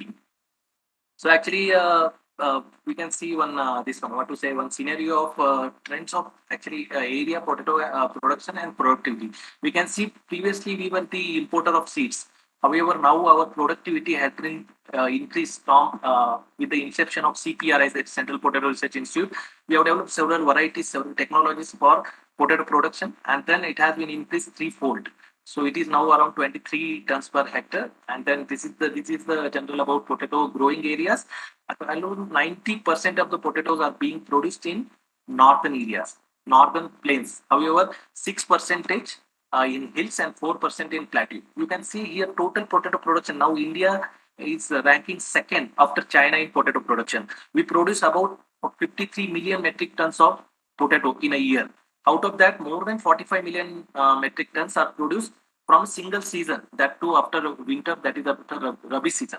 However, our storage capacity for a potato, it got shelf life hardly of 3 to 4 months.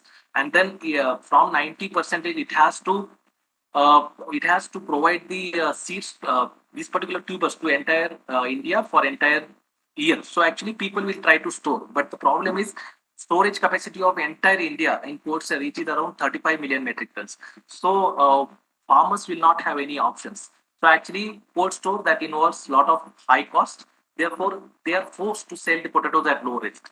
Some people they will transport their produce from their particular state to different states. However, it requires high cost, and then there are some losses involved during this one. So, what is the option left? So we can see some of the situations from Punjab and UP. These are some of the unfortunate circumstances where farmers are throwing their potatoes without selling because of low rates. Now coming to what should be done. So processing is one of the option which adds value to the product, which avoid the glut situation, solve the problem of storage, increase supply in off season. Then it meets fasting. Fasting means when we have fasting for our gods. So that time potato is one of the famous food for them, and then it providing, and that is remunerative also. So actually we can see here the status of potato processing in India. So we know everyone now. Earlier presentators also they were telling Lays. So these are the chips, French fries, potato flakes, and other process. Out of that, chips consumes more than 85% of the market in the salty snacks.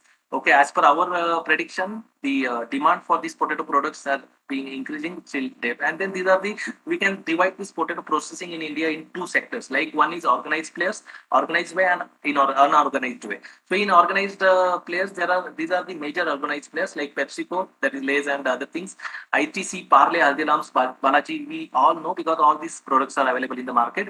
However, in the places like MP, so this is unorganized sector where actually people after harvesting due to glut of potato product, they will just go for blanching, and then they will dry the chips in the sunlight, and then they will pack it and sell it in the different markets. Now you can see this is one of the hip that is made up of potato chips only, dehydrated potato chips. Now, addition to dehydrated, we have in our local like hot chips and other places, we have direct chipping. So that is also we can consider under unorganized way of processing. We have many opportunities, but actually still potato processing in India is very low. That is 7 to 8% compared to other countries where around 30 to 84% are being utilized for processing purpose. Why it is so? Because actually potato processing it requires two major components. We can say dry matter and sugar. So dry matter of the chips should be high and sugar should be low. Why dry matter should be high? Because that gives more product, that consume less oil, and then sugar plays a major role. Sugar content, if it is high, then it will the potato after frying they will turn to black color. You can see here. So because of these two characters, the French fries, we can see if it is more sugar means they will turn to brown. However, chips also they will turn to brown, which is not preferred by the consumer.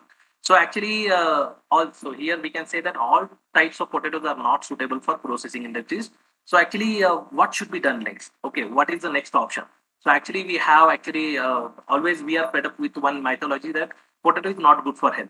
But if you are considering potato and sweet potatoes, we can see here we have lot of this one good vitamin. It is called as potato is called as nutritional depository. This is all fact as proven. Okay, so actually with this, so what we can do in this one? So CPRI has developed some of the value-added products.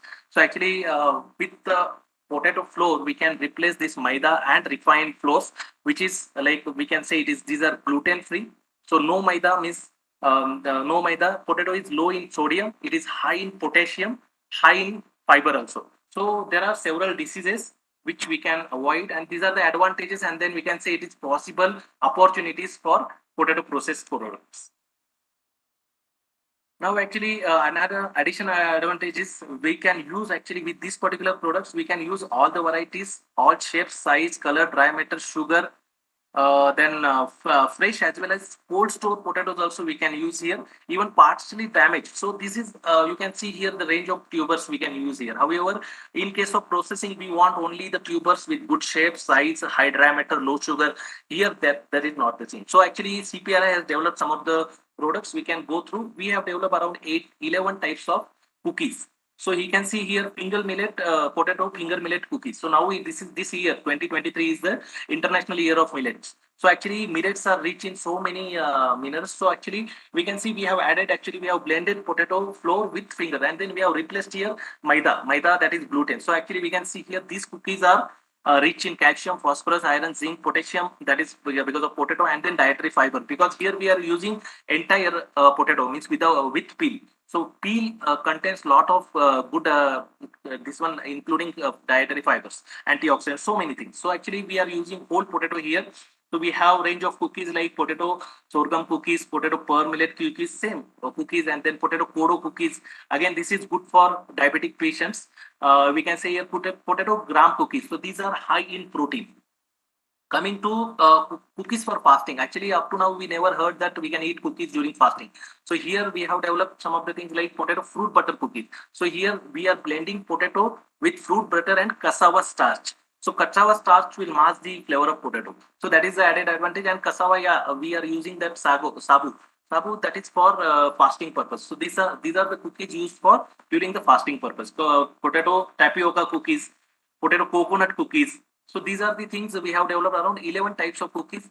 All the technology is being told by this one. Technology is popularized by CPRI. I will tell you the details of that. Coming to the dehydrated products. So we have potato cubes. So where actually the potatoes are bulky. So actually if we are getting cubes, that is dehydrated one, then it will be good. So we have developed a technology where potatoes can be dehydrated, and then whenever we require, we can use it. So 1 kg of dehydrated cubes can give us more than 7 to 8 kgs of rehydrated cubes, which can be readily added to the any puriyal or sambar kind of thing. Now coming to potato shreds, like our Maggi. So these are the shreds made out of potato. Same thing, potato semolina. Semolina, that is rava, suji. So actually, potato semolina, we can say it is again free of gluten, so no maida, and then which is very much healthy, high in other other calcium, zinc, potassium, so many other products, minerals like our this one, which is there with potato.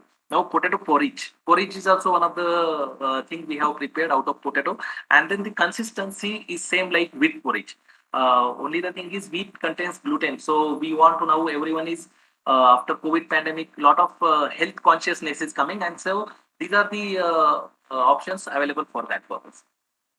Now coming to the sweets we have developed, so potato bundi, which is being ready to made it for laddus. So potato bundi, out of potato bundi we have prepared 2 to 3 different preparations like sweet bundi, bundi for raita, bundi for snacks. So little ingredients will be varying. Like here we are adding black gram powder. In other two we are not adding. So these are the things we have prepared. In case of North India, the halwa out of potato. So this is one of the best snacks for during fasting time. So actually that takes more than 2 hours to prepare, starting from potato cooking to its preparation. However, our scientists they have developed this potato halwa premix, which will be just we have to add the water and then it will be ready within 10 minutes.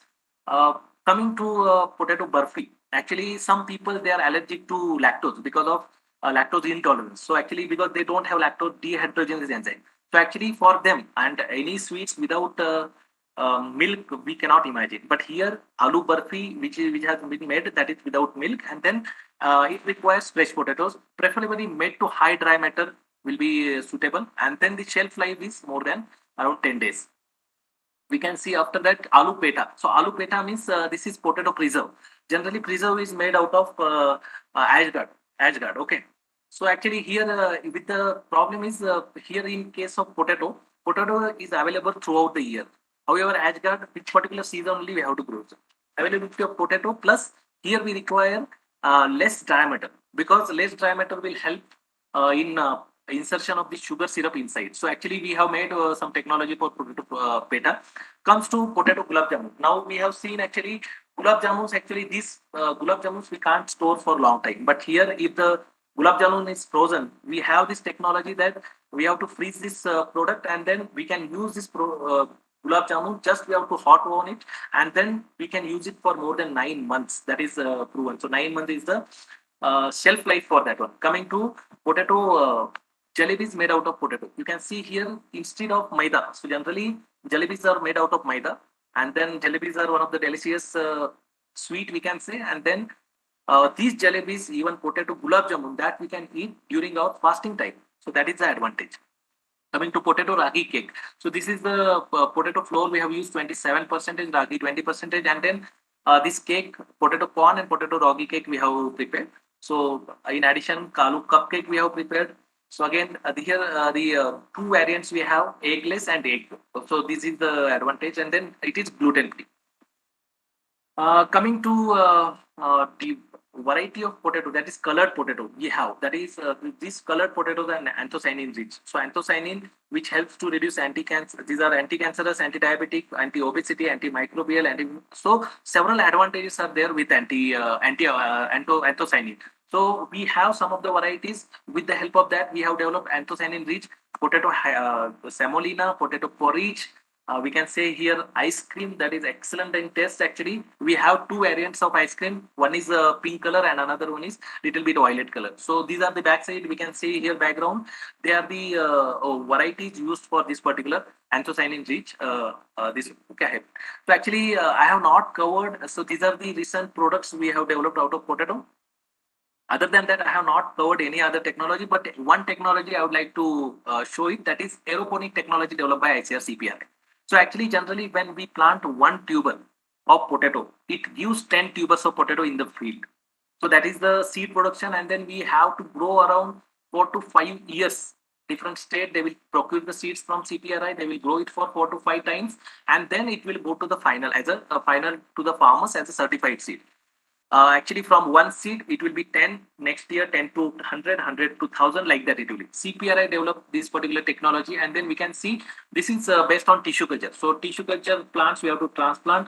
Then from 45 days onward, we can start picking the potato. And can you guess how many tubers from a single plant we can harvest? So actually, we can harvest on an average. We can see ICR will publish every month one success story. Few months back, ICR has published one success story on this particular aeroponic technology, and then we can see from the single plant we can harvest 108 on an average, I mean 10 times more than the conventional system. So which can, this is one of the successful technologies. More than 30 firms from India, they have taken this technology, but this technology is restricted to the areas where seed potato production is being developed. We have developed several technologies for harvesting, harvester developed, then sensor based spraying. So many technologies are being developed, but this is I want to restrict myself to processing, so I am not going beyond. So actually, somebody want to take this particular technology. So what is the commercialization process? So actually, somebody want to after expression of interest, we can have a discussion and meeting with our CPRI expert. So we have to you have to express your interest with our either our director CPRI, or we have an agri business incubator at Jalandhar. So I will give details of them in the last slide. So actually, after expression, it will go to we can have discussion. Then after mutual agreement, we have to you have to give the licenses free, and then we'll sign a MOU. After MOU, we will demonstrate the how the products are being produced at either CPRI or regional station. So up to 5 times we will give the training for you people, and then we will support up to end up to marketing also. So this is in general a process of commercialization. These are the cost of technologies. We can say this particular only one technology, that is 300 potato cubes and shell, which is patented, which is being commercialized by Agri Innovate India. So which is the ICR this one. However, rest all other technologies which are we are only commercializing, that is gluten free potato porridge and semolina, gluten-free potato cookies. So potato cookies carries all the trade secret of 11 number of cookies. So this is through CPRI only, and around 10,000 rupees. Potato halwa mix 5,000 rupees. Gluten-free ready to eat potato jalebi. So that is yeah, because this involved little bit, we have filed the patent. So the cost will be little bit higher, because as such we can't make it. And then we have seen lactose-free burfi, then muffins, cake, and potato preserves. All these four we are giving the technology at 10,000 rupees. So this except dehydrated potato cubes and shade, all other technologies are being commercialized by CPR. These are the, you can see, you can contact, if you are interested, you can contact our director CPRI, or the Jalandhar, because here actually one Dr. Arvind Jaiswal, who is our food technologist. So the person behind development of all these products is Dr. Arvind Jaiswal. So you can contact him, and then you can get all the guidance whatever you require.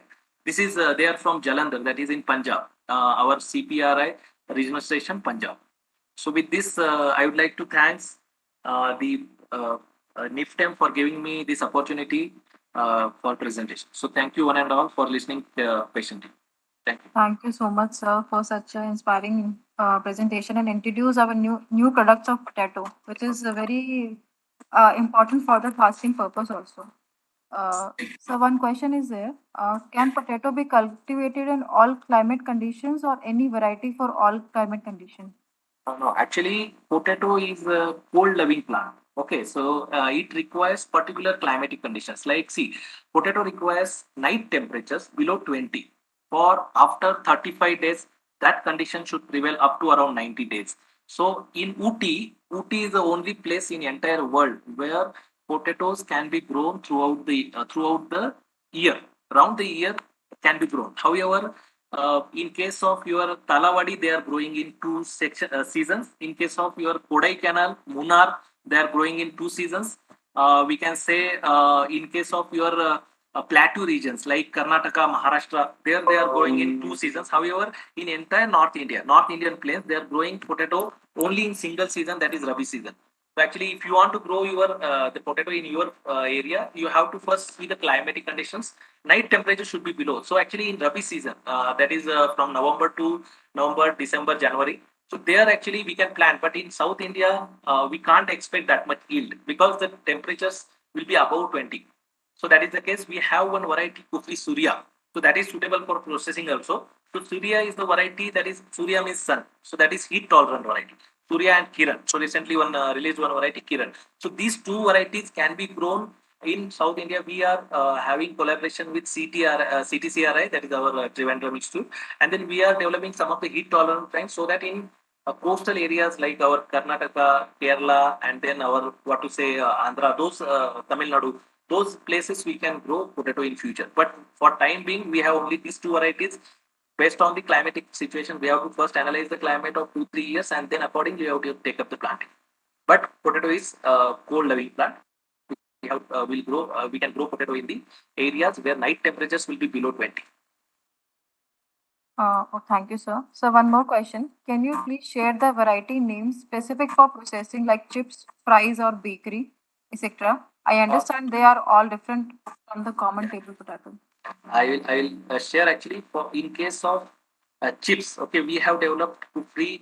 Kufri is our brand name because Kufri is one of the station of CPRI located in Shimla, near to Shimla. It is one of the tourist place, and then we have that is called as breeding station. So like TNAU, all the varieties will start with Co. Co stands for Coimbatore. Okay, for Sri Karyam, that is our CTCRI, all varieties will start with Sri. For our CPRI potato varieties, they will start with Kufri.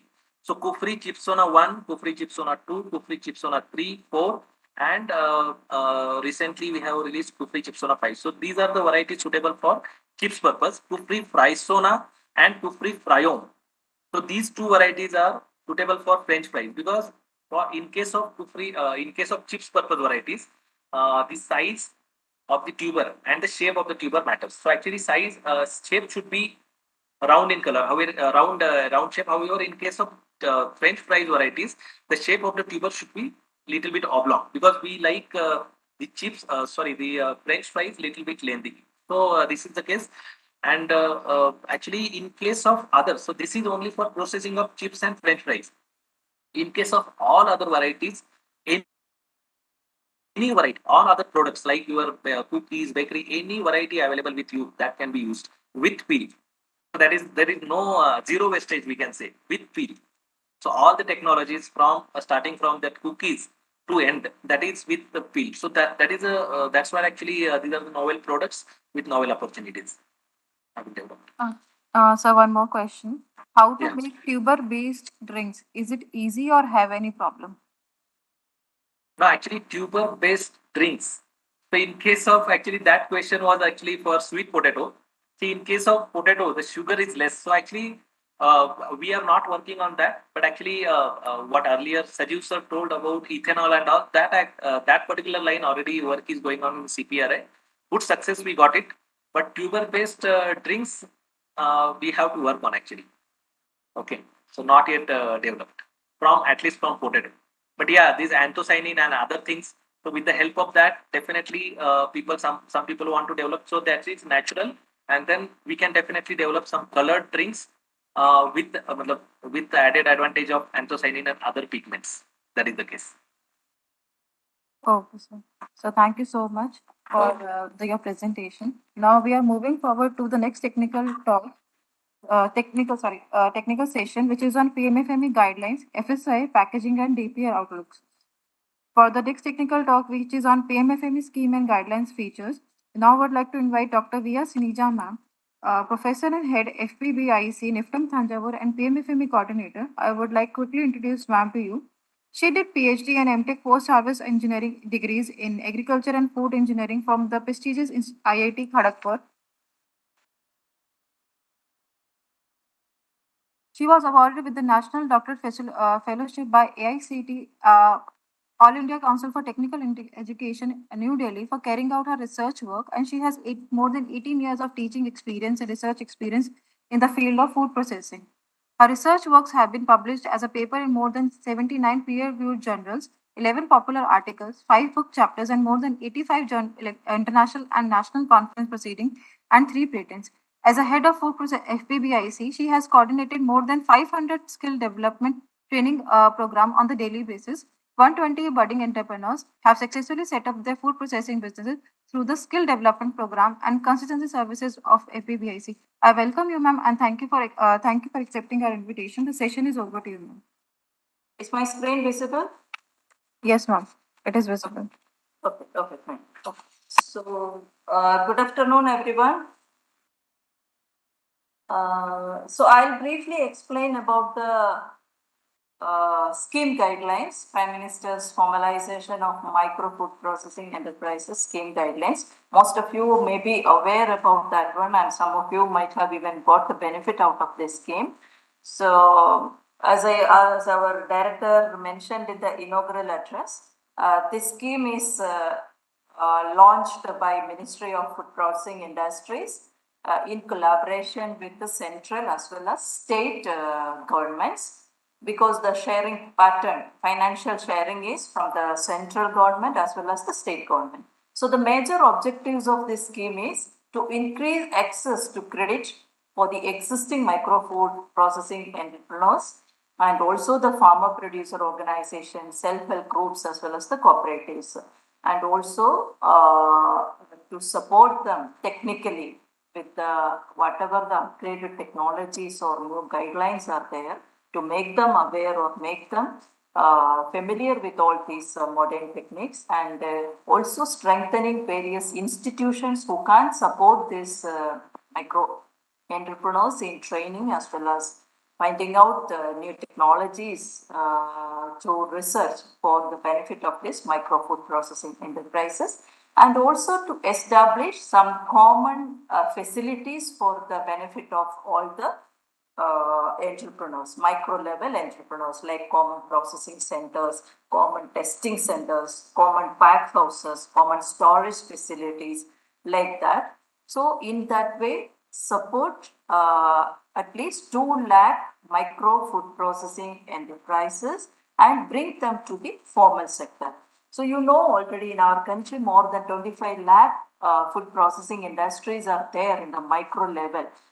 They are contributing to more than 23% of the processed food and also almost more than 90% of the employment opportunities also in this sector. So at least by this 5-year tenure of this scheme, at least if we could able to bring 2 lakh micro food processing enterprises to the formal scale, it will be a huge boom to our processing sector, which is the one of the largest industries in our country and contributing nearly 8% of the GDP of our country through this processed food industry sector.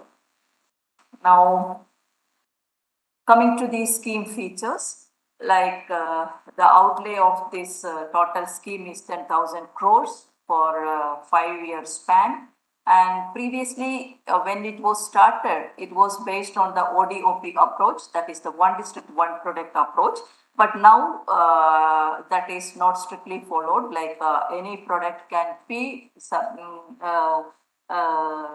like any entrepreneur can take this any product, not only the ODOP, any product can be used under this scheme.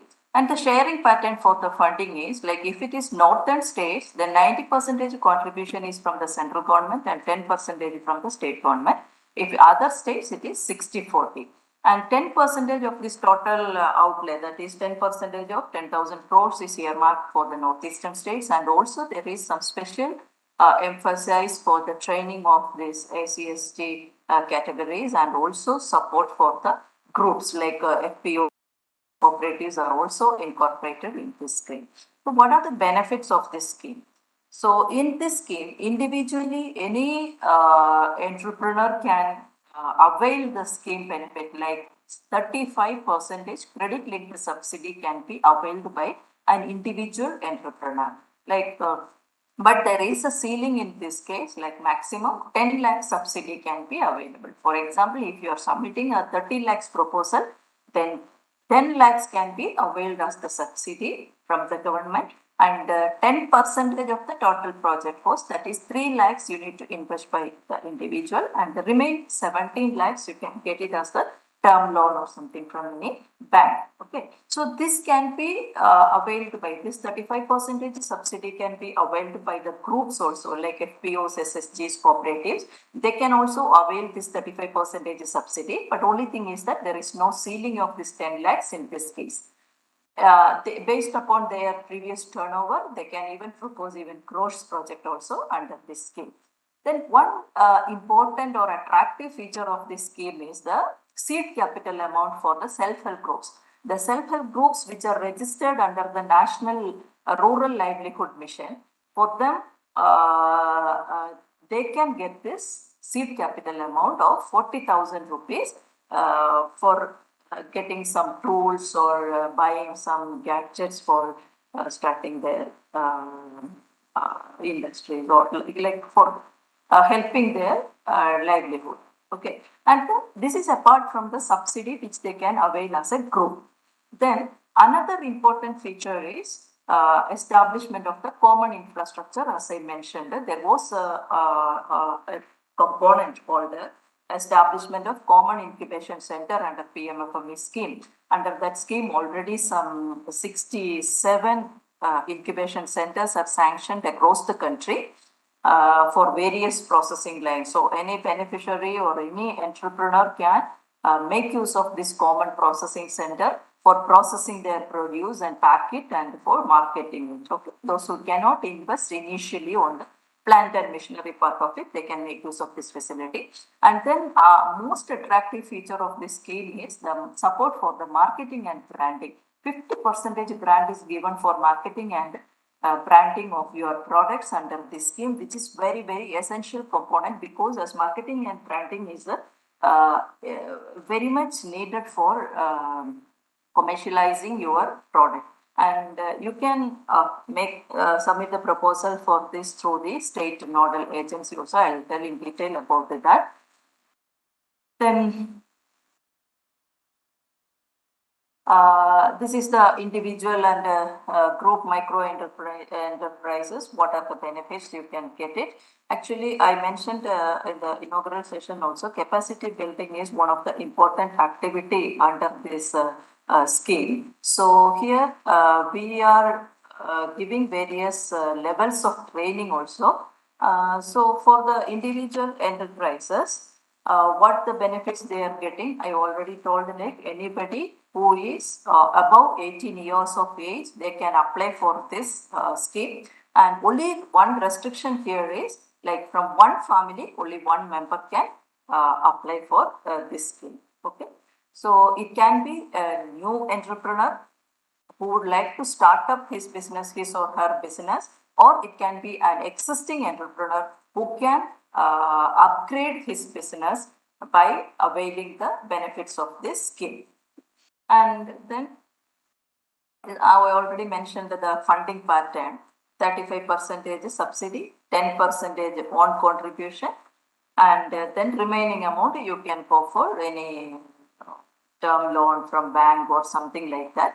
And also 30% of the total project cost is permissible for some technical civil works, some minor modification, something like that, or some maybe some auxiliary units like a boiler or some electric works, plumbing works, that also can be included. Now for group entrepreneurs also the same thing, there should be a registered entity. Here also they can avail that 35% subsidy, in that 30% for the technical civil work also, and any product can be considered under this scheme. And another feature is that for preparing the DPR, that is the detailed project report, you can get an allowance of 50,000. You can engage some agency for preparing the DPR. Then you can get a amount of 50,000 for making this also.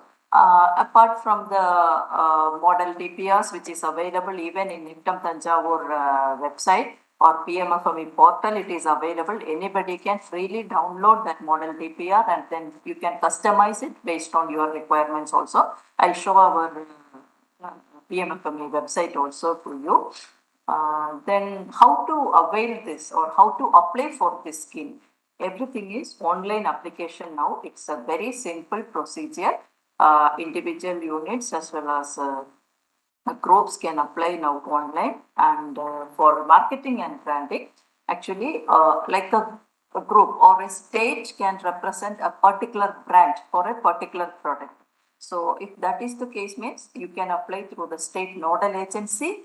Anyway, you have to apply through the state nodal agency only, but like a common product for the state, it can be there, or it can be a regional level product also. Actually, when we started the scheme, the slogan for this scheme is like vocal for local. That means promoting our local products by this scheme and then making our products internationally also recognized. That was the aim initially. That is why that ODOP approach was also there.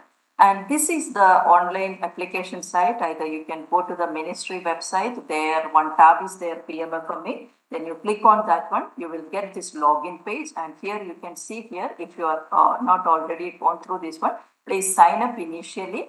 And once you sign up, you will get for a new user registration page like this. Here you can select the type of the beneficiary, whether you are an individual beneficiary or you are a group beneficiary like FPO, SST, whatever it is. Then you can give the details and you can submit this form, and then you will get a mail communication regarding your login and password details, and then you can log in to the previous site which I showed using your Aadhaar number and this login password details provided you. Then you can give all the details about your application, like your product and whatever amount you requested, all those things can be uploaded.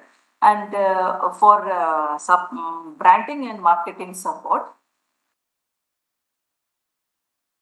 this is also like providing support to the groups for developing a common brand, a common packaging, product standardization, everything. So here 50% grant will be given from this scheme for popularization of your products. So who all can apply here?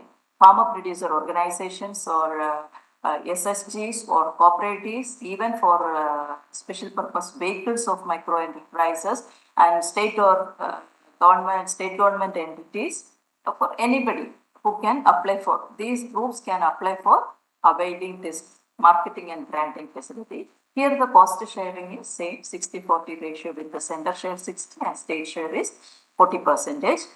And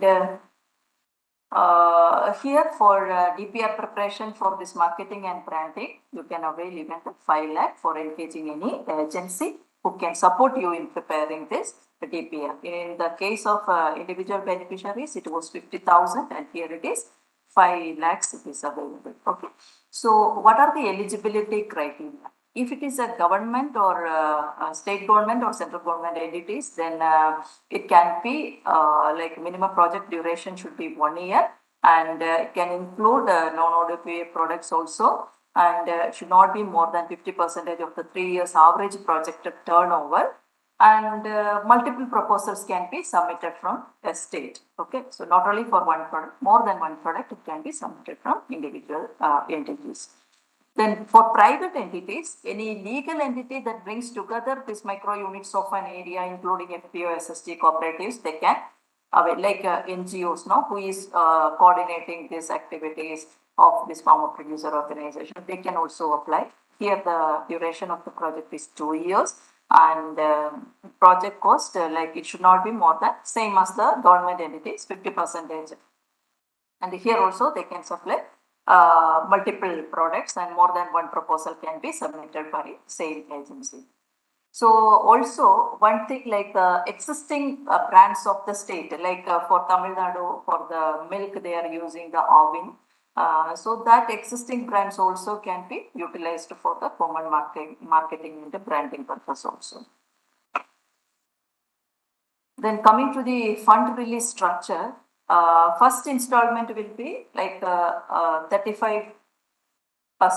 In that 35%, 17.5% share is from the central government and 17.5% is from the state or the contributor. If it is private means that private agency. So first you have to register yourself under the PFMS, that is the public fund monitoring system. Nowadays everything is monitored through financial matters are monitored through this PFMS only. So you need to register under PFMS your account, and then you have to submit your bank account statement and mandate forms, then proof of that owner share that you already deposited your share, and then you will get the initial installment. And then after spending that first installment, you can submit the utilization certificate signed by a chartered accountant and also your state nodal agency. And then upon verification of these things, you will get the second installment. Same 35% you will get the second installment. And once you finish or once you spend that second installment, then you can go for the third installment after submitting the utilization certificate in the PFMS site. And this is the funding pattern here. That means 35, 35 and then 30 last installment. Okay. Then how the process, entire process, once you submit the application, like how it will be processed. The state level nodal agency will having a state level approval committee. So they will scrutinize the applications, and once it is approved from the state level approval committee, then it will be forwarded to the project executive committee at the national level. And once they approve this proposal, then it will be transferred to the interministerial empowered committee, IMET. And if they are satisfied with your proposal means, then your proposals will be approved and sanctioning letter will be sent to you. So this is the procedure, like whatever private partners or state government agencies, they have to apply through the state nodal agency, and then state level approval committee approves it, then project executive committee at the national level will approve, and then the interministerial committee will approve it. And then what are the components you can include in this marketing and branding? So even your logo design, your package design, your trademark registrations, and the standardization of your product, market study, warehousing or the storage facilities. Then if you are engaging some institutes for these things, that institutional cost also you can include. And also for any third party you are involving for marketing and advertising, for them what will be the charges that you can involve. And also for the promotional activities like offline or online promotional activities, that also you can include. And also the training related to the sales and marketing to the persons involved in these activities. All these can be included in your marketing and branding proposal. Then another important aspect is the support for strengthening of the institute. That means the capacity building activities. So we are offering trainings under different levels. First, national level, it will be there, like NIFTAMs will be there as the national apex institutions to offer this trainings for each state can nominate master trainers under different food domains as well as entrepreneurship domain. And national level institutes like NIFTAMs as well as other crop specific institutes, for example, dairy means NDRA is there, fish means CF, Central Institute of Fisheries Technology, SIFT is there. Like that, crop specific institutes along with the NIFTAMs, they are offering the master trainers training to the state level people. And these master trainers can again train their district level trainers in their respective states on that respective domains. Okay, and then this district level trainers can impart training to the actual beneficiaries in their district. This is the three-tier system which we are following for the various types of training. And apart from that, there will be a district resource person in each district. They are the key persons in this scheme. They will be supporting the beneficiaries in preparing the application, making them register in this PMFME portal. Then they will help them for preparing the bank project also. All hand-holding support will be given by this district level resource person. Each district level resource person's details are uploaded in our NIFTAM PMFME portal also, ministry portal also, it is available. You can get the contact details of these people and then make use of their services for getting this scheme benefits. So this I already told, and these district resource persons will be getting a honorarium of 20,000 for each successful application. Like 10,000 rupees they will be getting after sanctioning the loan, and remaining 10,000 they will be getting after making their company registered and finishing all the formalities. Then they will be getting the remaining 10,000 rupees. So like that, 20,000 rupees as a honorarium this district resource person will be receiving for each successful application.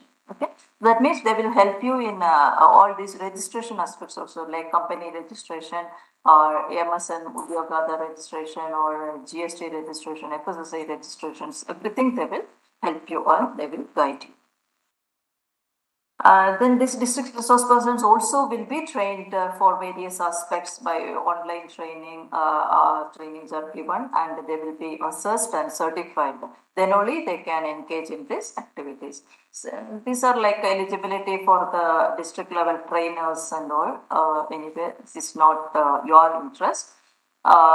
So these trainings we are organizing in different domains, like a food domain, like fruits and vegetable processing, then dairy processing, fish and meat processing, grain processing, like that. All the food domains we are giving training on that processing aspects. What are the equipments needed? What are the specifications for your product? And then again, apart from that, what are the FSSAI standards you need to follow? Which are the additives you can use, which should not be used? What is the limit for preservative? All these things will be covered under the product specific training. Whereas the other side is like entrepreneurship development training, where you will be taught with all the details like how to run a business, how to prepare a DPR, what are the registrations you require, that bookkeeping, record keeping, finance management, all these aspects will be taught in the entrepreneurship development. So it is like a holistic approach, not only for your product, for your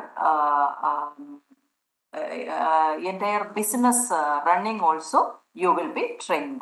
So this beneficiary level training, it can be offline or online, it can be done.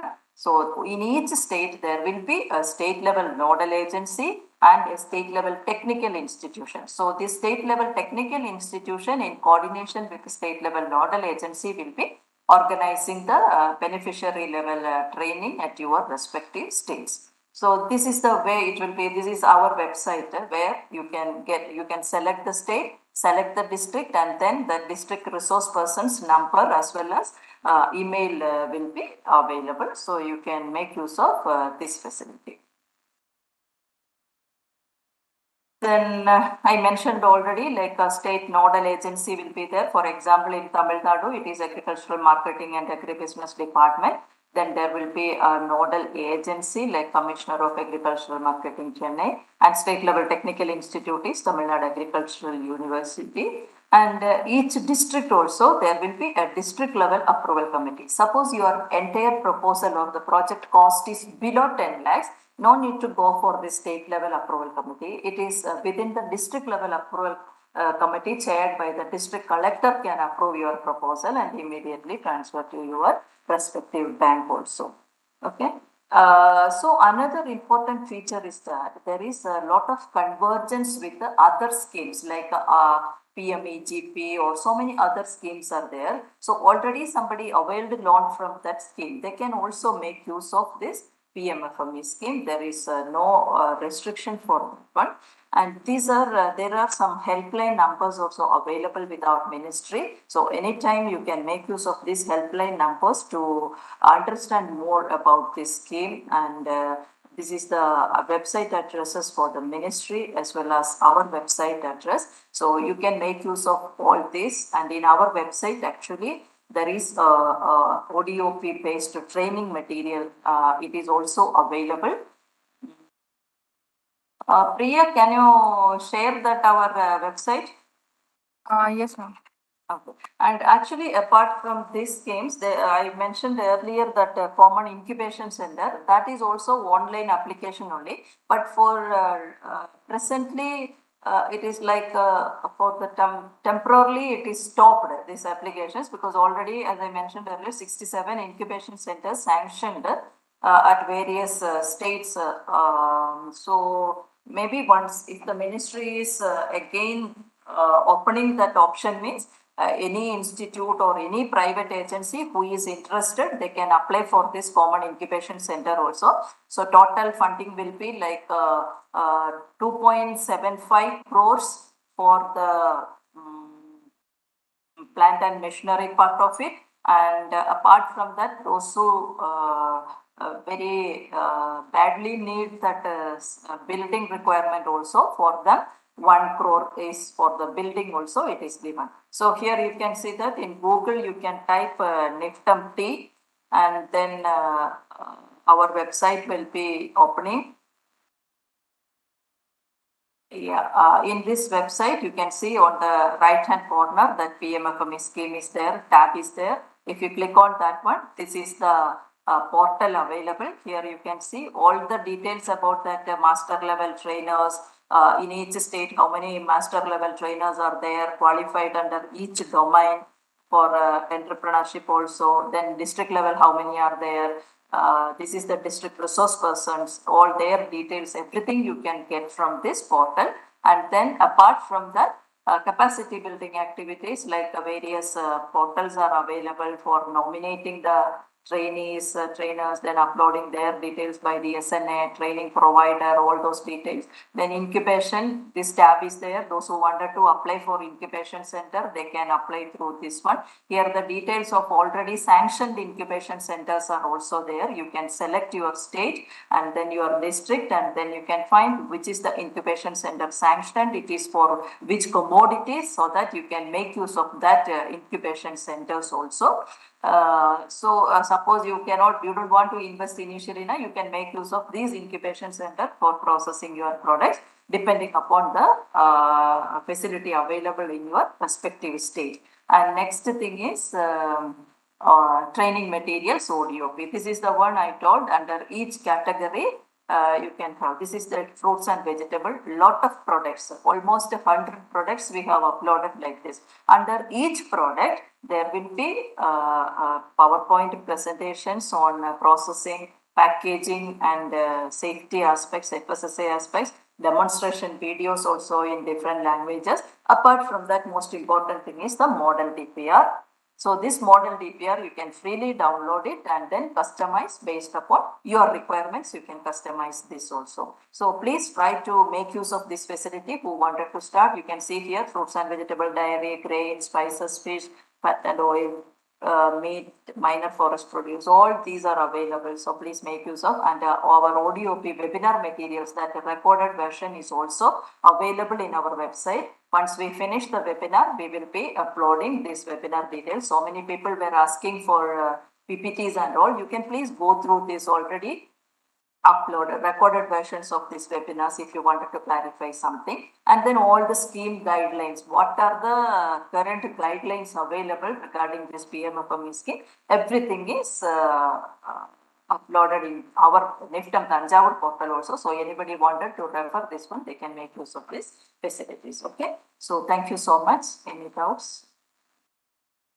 Thank you, ma'am. Okay. Ma'am, can we move forward to the next session? Yeah, yes, please. Thank you so much, ma'am, for this wonderful session. Now we are moving towards on the next technical talk, which is on FSSI licensing and registration for tuber crops microprocessing unit. Now I would like to invite Dr. R. Vidyalakshmi, ma'am, Professor and Head DFSQT, Niftam Thanjavur. I would like to quickly introduce ma'am to you. She received her MSc in Agriculture Biomicrobiology from TNU University, Coimbatore, and PhD in Biotechnology from Shastra, Thanjavur. She joined this institute as a scientist in 2004, and she is an active member of Central of Excellence on Grain Sciences, contributing to the grain research and its quality analysis. She is a life member of Association of Microbiologists of India. She is an expert in microbial safety and quality testing of foods. She has published numerous research papers in peer-reviewed national and international journals. She is a reviewer for reputed journals in food microbiology and food processing. Her key areas of work include probiotics, microbial secondary metabolites, and food fermentation. Thank you for accepting our invitation, ma'am. I welcome you, and the session is over to you. Thank you so much. A very good afternoon to all the participants. So this session will be on the FSSAI registration and licensing for tuber crops. So to market or to commercialize your product in India, the Food Safety Standards and Regulation Authority of India is very important. It is very mandatory that you need to obtain a registration or a license from the Food Safety Authority, who is Food Safety Standards Authority of India, the FSSAI. So why food regulations? Why food should be regulated? Because there's a lot of requirement that it is very essential to obtain this registration. So this regulation will include a lot of general aspects. It will cover the product standards, which also includes the hygiene parameters and what are all the additives which are permissible to be added under law, and it should be free of any residues like pesticide residues or any veterinary drug residues or any antibiotic residues. And there are certain standards for food packaging and food labeling and advertising of food, how we are advertising or branding and marketing our food. So this all is under the purview of the regulation. So as I told you, like the FSSAI, the Food Safety Standards Authority of India, are the pioneer body in India for regulating all these aspects in food. And this act was enacted in the year 2006. And this act is to consolidate all the laws which are relating to food. Earlier, if you see, like we had separately like the prevention of food adulteration, PFA. We had separately for starch and starch based products. We have separate act or order for fruit and vegetables, for oil seeds, for milk, for meat. So product wise orders were there, commodity orders were there. So but now after the enactment of the act in 2006, everything has been pooled under one umbrella of FSSAI, and the food safety standard rules and regulations has been framed in 2011 and is being continuously updated and regulated in a day-to-day basis.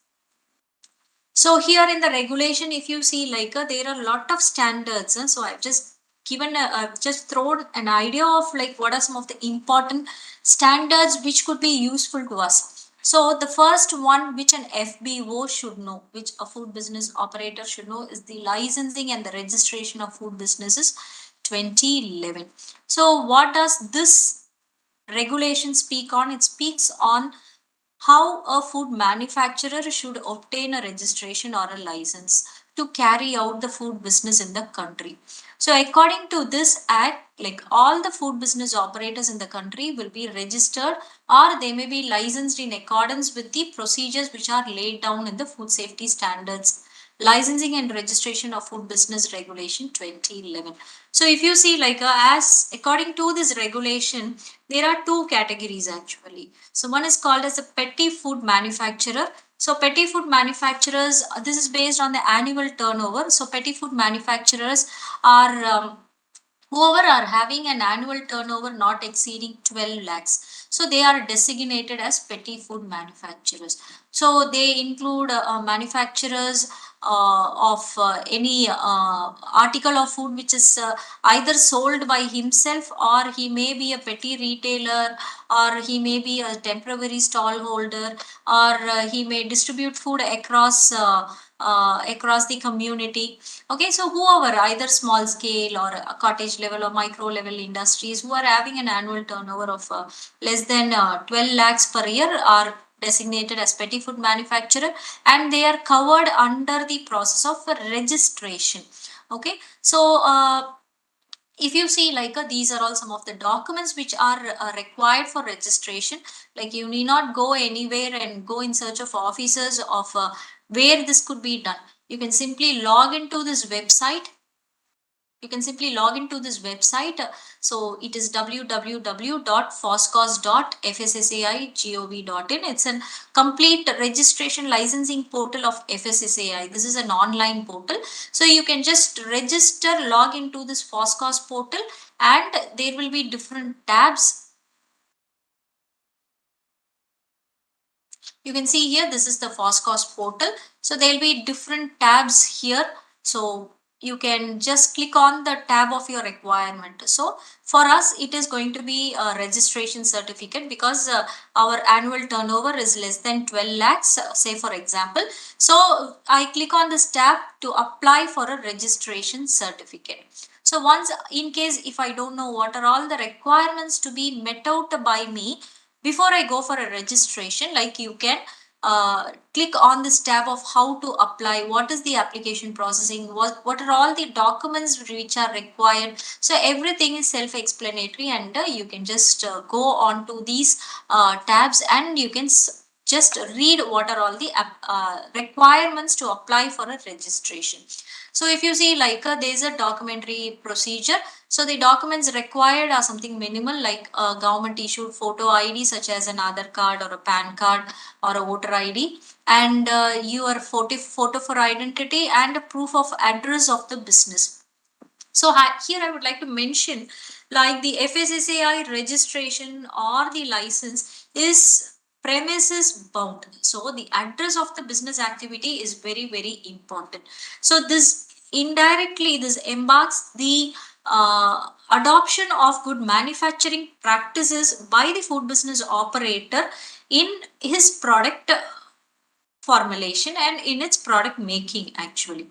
So so the business address is very, very important, and the whatever number is issued on this address cannot be used for any other premises. Okay, so you can log on to Foscos, apply for the registration certificate, and you will get an OTP on your registered mobile or on your registered email ID. So after verification, a new form will open for you to apply. You can just fill in the informations required and submit your application. Thank you so much. Thank you, ma'am. Okay.